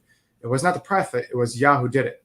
Therefore, the treasure doesn't go to the prophet, because in that man's mind, I think him leaving, having paid for it, okay, well, now I don't need to further seek Yah. I paid for that. I no longer owe Yah. It wasn't a gift. It wasn't a gifted healing and salvation to me. It was something that I received and I paid back. I did what I was supposed to do. I did the right thing. I did the good thing. I paid that man of God what I owed him. And so I think that's why, and so the servant comes back and the prophet says, "Is this a time to receive things?" And I think this might be one of those moments where Yah is saying, this is not a time to receive things. This is not a time to receive things. By the way, that servant ends up running out of the house with leprosy. He receives the leprosy. It leaves, Nigh, the Syrian captain, and comes unto him. I just thought that was interesting. Consequences, right, of receiving riches when it's not a time and season for it. I personally have had this before, where there was times and seasons and moments where somebody wanted to bless me with something, and as much as I wanted to be like, yeah, sure, I'll receive whatever, the Father was like, nope, we're not going to receive that right now. And a lot of times I don't get told why. I don't get told, no, you won't receive from that person's hand, or no, I've got something better, or no, you're going to ruin yourself with it, you're going to do something you shouldn't do, or whatever. He just says no. And then I really wrestle with it and ask for confirmations, like, oh, but I really thought. And then it's, but over the years I've learned, and that doesn't mean I always get it right, but a lot of times that's one of the areas I do tend to heed better, because I've learned with situations like that, if it's not a time to receive, don't do it. You don't want leprosy to jump onto you for no reason. When you receive something, Yah will provide, right? Jehovah Jireh, right? Esau was taking wives that made his dad sad, right? Ooh, MB, solid point. Spot on with it. That was a gangster point. This is so true. He did. He most definitely did. And in other studies, I don't know if I've done it in videos and Take on the World TV, but it shows that there was connections there with Ishmael and Esau, and they were marrying women they shouldn't have been, from tribes with tainted blood and stuff like that. So solid point, MB, is swinging, bringing it in tonight and swinging for the fences. Sometimes husbands ask too much. Okay, MB. That was pretty funny. Okay. So Saul gathers people together and others them in Telaim, which means lambs, by the way, which I find interesting because he's numbering the Israelites in the land of lambs, right? 200,000 footmen, 10,000 men of Yehuda, of Judah, right? And Saul comes to the city of Amalek, and they laid wait in the valley. Saul said to the Kenites, right? Who are the Kenites? These are the ones that would have been considered Canaanites, really kind of, right? Kenite from the tribe of Cajun, right? And they would have been Cain, from descendants of Cain, really, right? It's an Oriental tribe through the line of Cain. So maybe you'd say Cainites, not Canaanites. Does that make sense? Somebody's going to say, I disagree with that. That's fine. Okay. Anyway, Saul came to the Kenites. Go depart, get you down from among the Amalekites, lest I destroy you from amongst them, right? For you show kindness to the children of Israel, right? The Kenites they go up and down on certain moments. And so Saul's trying to show honor, saying, hey, get out of there before we destroy this place, because we'll take you out with them if you're there. But the Kenites did show kindness to the Israelites when they came up out of Egypt. So he's trying to honor that. So the Kenites departed there. They got out of Dodge. Saul smote the Amalekites from Havilah until they came to Shur. Okay, check this out, you guys. From Havilah, meaning circular, to Shur, which means, what was that, like wall or something? End, right? What's it mean here? Yeah, wall. From the circle to the wall, right? They were circled and then driven to a wall, to an ending point. I just think it's funny. That's not as cool as the hyenas and jackals, I know. Okay, so Saul smote the Amalekites from Havilah unto Shur, that is over against Mitzrayim. And he took Agag, the king of the Amalekites, alive, and utterly destroyed all the people at the edge of the sword. But Saul the king, spared Agag, hence Haman, and the best of the sheep and the oxen and the fatlings, shapeshifters, I don't know, and the lambs and all that was good. They kept the spoil after they were told not to, and would not utterly destroy them. But everything that was vile and refuse, that they destroyed utterly. So they put a good bin and an evil bin, the good, bad, and the ugly, and they split them up, and anything that they saw good in their sight according to their eyes. The tree that looked good from afar, but then you get close and realize it didn't have fruit, well, they kept it anyways. They were told to kill everything, and they didn't do that. They kept the king, and they kept some of the cattle. Then came the word of Yahovah unto Samuel, saying, it repents me, right? And it repents me, meaning I'm sighing at this decision that I have set up Saul to be king. I'm going to start taking it back now. Not that he repents of having made that decision, but we're turning a different route from here on. For he has turned back from following me and has not performed my commandments, right? And it grieved Samuel, and he cried unto Yahovah all night. Samuel cared for Saul, but furthermore, like, this was part of his walk. This is somebody who had a big role in Israel, the nation, and had a big role in the walk of Samuel. He probably was stressed about Eli and his children as well. That doesn't necessarily mean that he thought the most of them, but rather these are people that were put in Samuel's life. Therefore, Samuel sees them as, these are people I'm responsible for praying for and things of that nature. And we do see that scripturally. Samuel says many times over, God will not allow me to stop praying on your behalf of Israel as well as Saul. So Samuel rose early to meet Saul in the morning, and it was told Samuel, saying, Saul came to Carmel, and behold, he set him up a place, and has gone about and passed on and gone down to Gilgal. And Samuel came to Saul, and Saul said to him, blessed be thou of Yahovah. Look at Saul here. Saul sees Samuel, and it's like from a distance, blessed be you of Yahovah. Hallelujah, right? You get those types of hallelujah, blessed be you of Yahovah. I have performed the commandments of Yahovah. And Samuel says, did you though? Because what means this bleating of the sheep in mine ears and the lowing of the oxen which I hear, right? Which I think is a spiritual thing. I think it's not just a physical, but a spiritual. I think Samuel was hearing in his ears like a ringing of the ears before. I think Yah was, shook Samuel and woke him up and told him, hey, different than Canaanite for sure. I think, Yah was telling Samuel, but I think he also, I don't know about you guys, but I'll get moments like this. And I could easily see that if this was Yah's message to me, that he would have had the bleating of cattle in my ears, literally like ringing of ears. So I think that was kind of going on. And as he's coming forward, he had that discernment and was able to say, yes, I'm hearing these animals. And maybe they do sound different because they have DNA that's tainted. I don't know, guys. I'm not saying it is the case. I'm just saying we don't know. Crazier stuff has happened. And Saul said, they have brought them from the Amalekites, for the people spared the best of the sheep and the oxen to sacrifice to Yahovah thy Elohim, of course. And the rest we've utterly destroyed. We got rid of all the bad stuff, but we kept the good stuff to sacrifice to Yah. Look at this. Saul is again making excuses and saying, well, it's to worship Yah. I know I'm not doing what he told me to do. I know I'm going against the commandments of Yah. I know I'm sinning. I know I'm transgressing, but I'm transgressing. I'm sinning in order to please Yah. And Samuel's like, the things you're saying makes zero sense. Then Samuel says to Saul, stay, and I will tell you what Yahovah has said to me this night. And, Saul says, okay, say on. And Samuel says, when you were little in your own sight. Okay, call back to earlier videos, you guys. In this video study, in this Samuel study, I told you guys that I had scriptural reason, that I wasn't making up, that there was scriptural reason as to why I believe that Saul was a humble king in the beginning. Yeah, good point. Good point, Jeff. He says, your Elohim to Samuel. He's trying to relate, hey, you're God. I'm trying to worship your God. But he also doesn't realize that through his heart, through his mouth, he's also saying your God, not our God, not my God, right? So there's a lot being communicated there. Great point, Jeff. Samuel said, when you were little in your own sight, and Samuel's relaying to Saul what Yah has told Samuel to tell Saul. So this is Yah perceiving the heart of Saul when he was made king.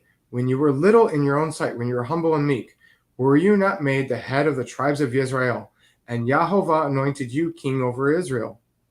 And Yahovah sent thee on a journey and said, go and utterly destroy the sinners, the Amalekites, to fight against them until they be consumed, fully and wholly, right? Wherefore then did you not obey the voice of Yahovah, but didst fly upon the spoil and didst evil in the sight of Yahovah? Why would you go against his commandments? He made you king when you weren't campaigning for it. You were little in your own sight. Yeah, Saul has lost his way. Indeed. And this is not the first error of tonight. This is like, in my opinion, error 3, right? We might argue error 2, but overall, in my mind, error 3, because I'm looking at the cursing of the Israelites, giving them an unnecessary burden. That didn't go against what Yah had told him, though. So on Yah's count, I think this is second strike.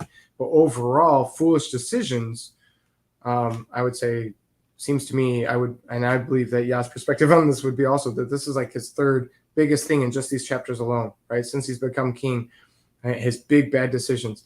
So Saul says to Samuel, yeah, I have obeyed the voice of Yahovah, and I've gone the way which Yahovah has sent me. And I've brought Agag, the king of Amalek, and I've utterly destroyed the Amalekites. What are you talking about? But the people, okay, he's pointing fingers again, you guys. But the people took up the spoil, sheep and oxen, the chief things which would have been utterly destroyed, so that they could sacrifice unto Yahovah, your Elohim, in Gilgal.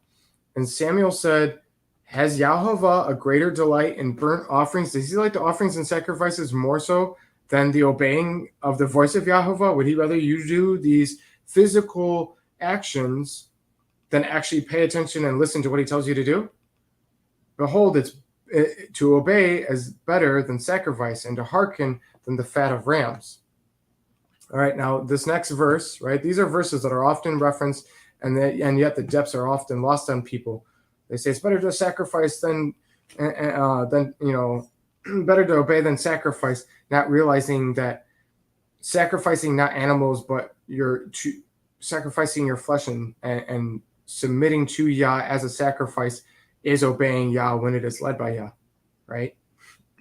It's not that the two contradict, but rather you shouldn't be doing the motions like fasting on his feast days than to do what he tells you to do. Okay, now this next verse, often I would say there are some layers that are lost here. For rebellion is as the sin of witchcraft, and stubbornness is as iniquity and idolatry. Because you've rejected the word of Yahovah, he's rejected you from being king. Okay, now when you look at the Hebrew, For rebellion is as the sin of witchcraft. When you break it down in the Hebrew, it says rebellion here is bitter. Okay? So we could say for bitter, an offense of witchcraft. Right? That is as the sin of is English. I'm not saying it's an error, but I'm just saying let's look at this a few different ways here. Rebellion is as the sin of witchcraft, but can we also say that for rebellion, bitterness is a sin of witchcraft?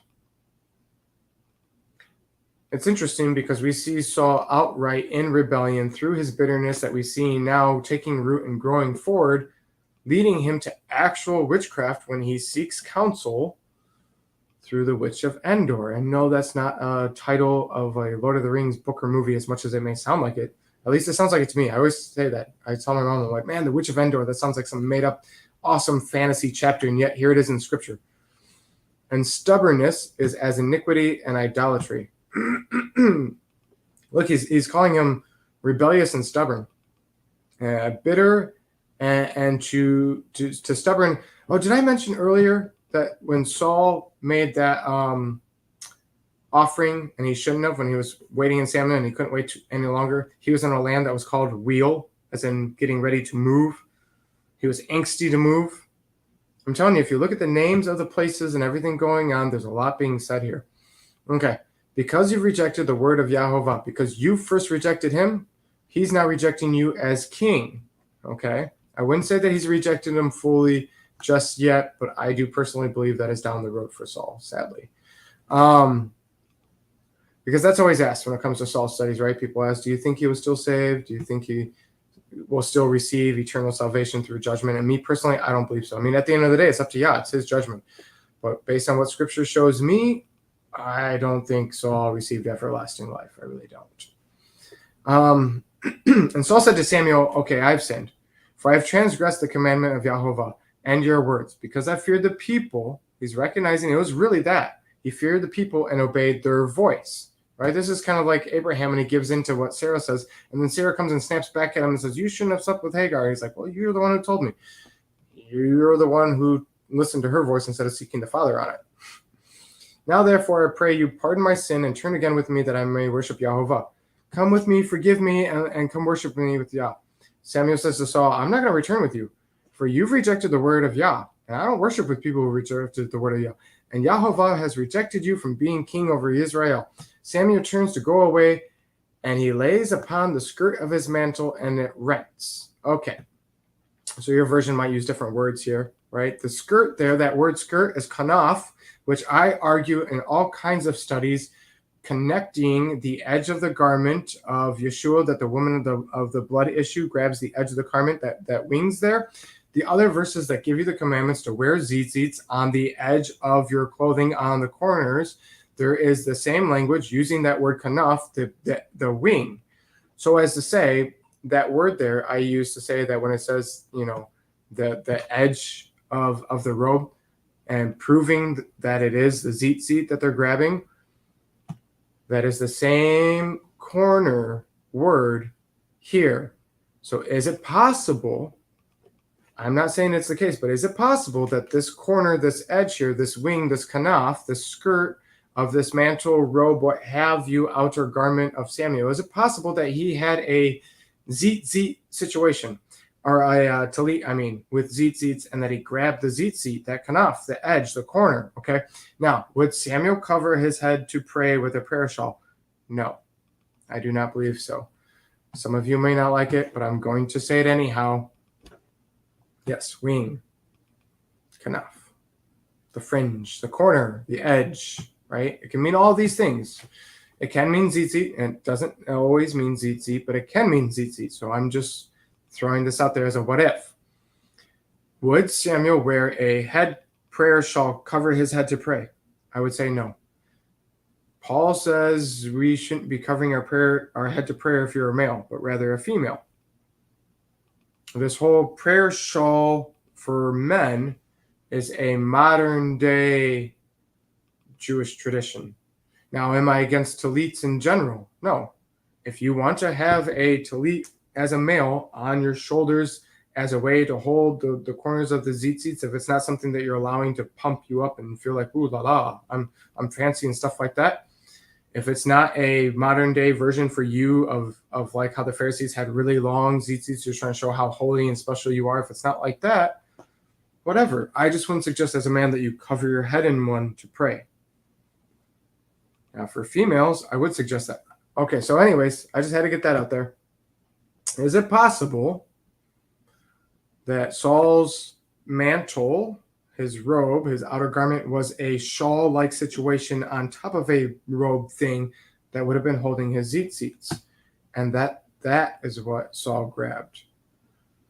In the physical, representing a crying out and tearing and reaching out for the man of God who does keep the alignment and the commandments of the Father, tearing a representation of the keeping of the commandments of the Father, because he is freaking out because he has not been keeping the commandments of the Father. Do you see what I'm saying? How fitting would it be, is what I'm getting at, if Saul reaches out and grabs a corner of a talit-like shawl situation of Samuel and tears a tzitzit corner? How fitting would that be? By the way, this word here for robe or mantle is not the same word for robe or mantle for Elijah or Elisha. It's a different word altogether, all different word. I looked into it today. This is, however, the same word that is used for robe or mantle that gets cut off of Saul by David later. Not going to get into it now because I want to leave that for the possibility of going into that video later. But for those of you who know what I'm talking about, this is a foreshadowing, is it not? Saul tears Samuel's mantle robe at the corner. David cuts this, and it's a foreshadowing, and it's a fulfilling, and a coming around full circle. He's tearing the corner of Samuel's mantle, a representation of his spiritual office, his authority, his position, right? Especially for prophets. Later on, the robe, the mantle of Saul, representing his authority as a king, is cut off by David, representing the tearing away of the kingship and the line thereof of Saul, which is what Samuel's telling Saul here, right? He tears that corner of the mantle, and Samuel turns around and says, Yahovah has rent the kingdom of Israel from you this day, just as you've rent the corner of the skirt of my mantle. Right? And he's given it to a neighbor of yours that is better than you. Neighbor being, fellow companion, someone amongst you. And the strength of Israel will not lie nor repent, for he is not a man that he should repent. Then he said, I have sinned, yet honor me now. Okay, look at the language here. First Saul said, come with me and pray with me so I may honor and worship Yah. So Samuel says, no, I'm going. You don't honor the words of Yah. I'm going to go back. I'm going to go back home to Ramah, right? And Samuel says, now he's saying, now that he teared it, and Samuel says, just like how you tore this, the kingdom's being torn from you. Then Saul says, I've sinned, yet honor me now, I pray thee, before the elders of my people, in front of my people who I'm still king of. Play face with me, please, so that they do not uprise against me. And before Israel, show that things are good. This is a public relations moment. Honor me, pray with me before the elders, so that they may see, and turn again with me, that I may worship Yahovah, your Elohim. So Samuel turns again after Saul, and Saul worships Yahovah. Then said Samuel, bring hither Agag, the king of the Amalekites. And Agag comes unto him delicately, is what the King James Version says. If you look at the Hebrew there, that word delicately is mad adon, right? Which means delicacy, abstractly, with pleasure, cheerfully, daintily, with delight. He is not showing any kind of fear or doubt. He's walking light-footedly, right? He has no reason to think he's dying, apparently. And Agag says, surely the bitterness of death is past, because enough time has passed. Maybe for him to have descendants, if those livestock weren't shapeshifters, whatever. There's all kinds of different views of how did Agag get some kind of descendant out before him and everybody else was destroyed. And so they bring him out because Samuel said, and he's looking at an old prophet, right? Probably recognizing that he's a seer prophet, not somebody who's known for warfare, typically, right? And Samuel says, as your sword, speaking to Agag, has made women childless, so shall your mother be childless. Right? He doesn't say your wife. So that your mother may be childless among women. And then Samuel hewed Agag in pieces before Yahovah in Gilgal. Can you imagine the imagery there?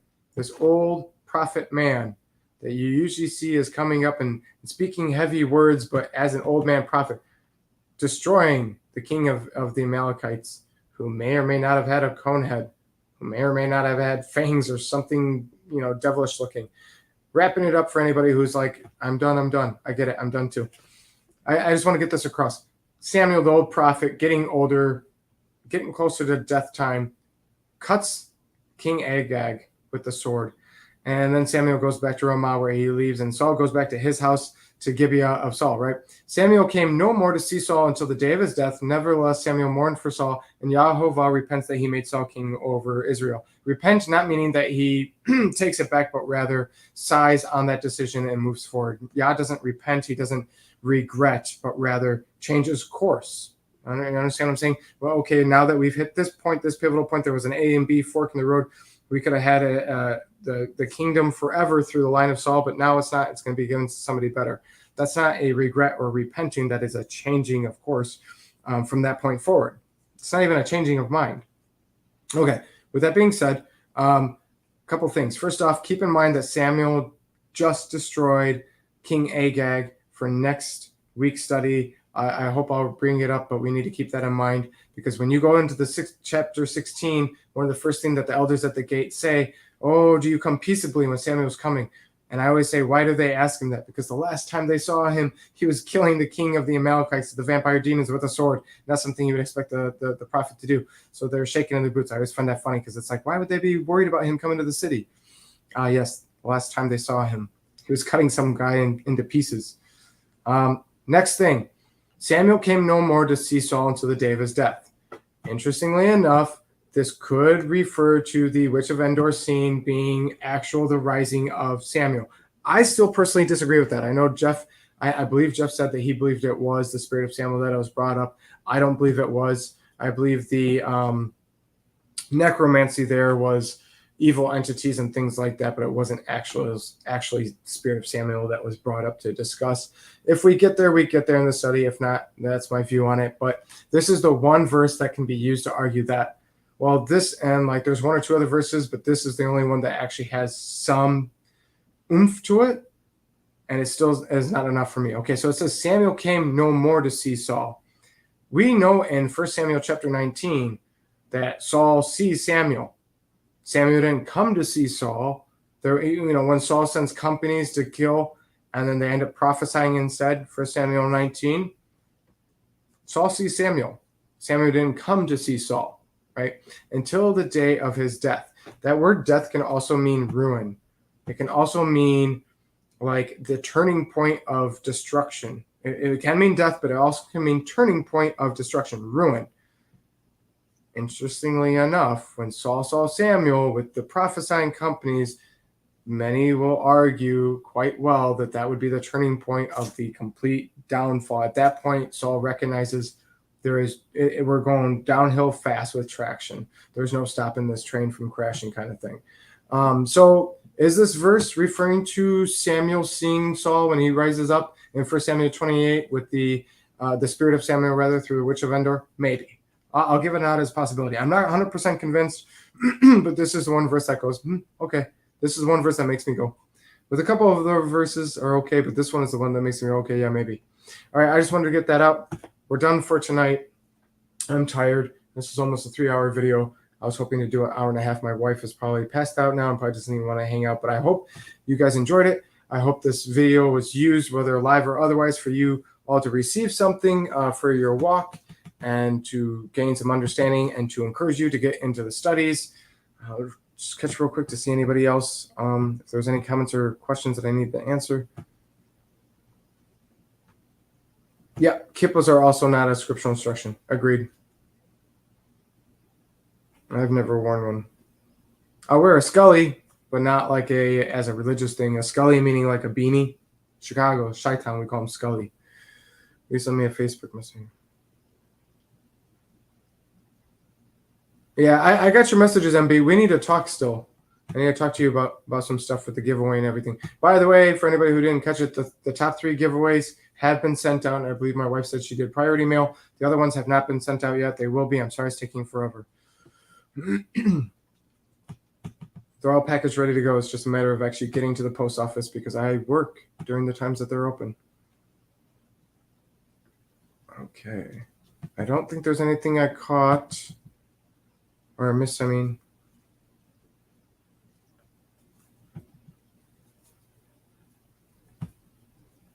Sometimes I wonder if Saul wrote out the Torah as a king should. I wonder that too.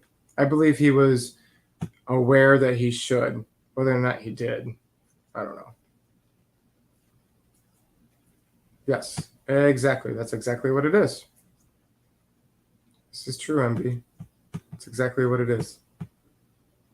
That's why, when they do protection circles and the occult and stuff like that from the entity they call up, it's because they're not calling the entities to do the entity's will. They're calling the entities to do their will.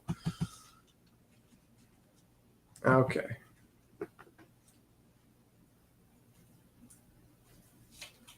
Yeah, baptizing and washing. For sure. That is a great study. Okay. All right. I think I'm done for good tonight.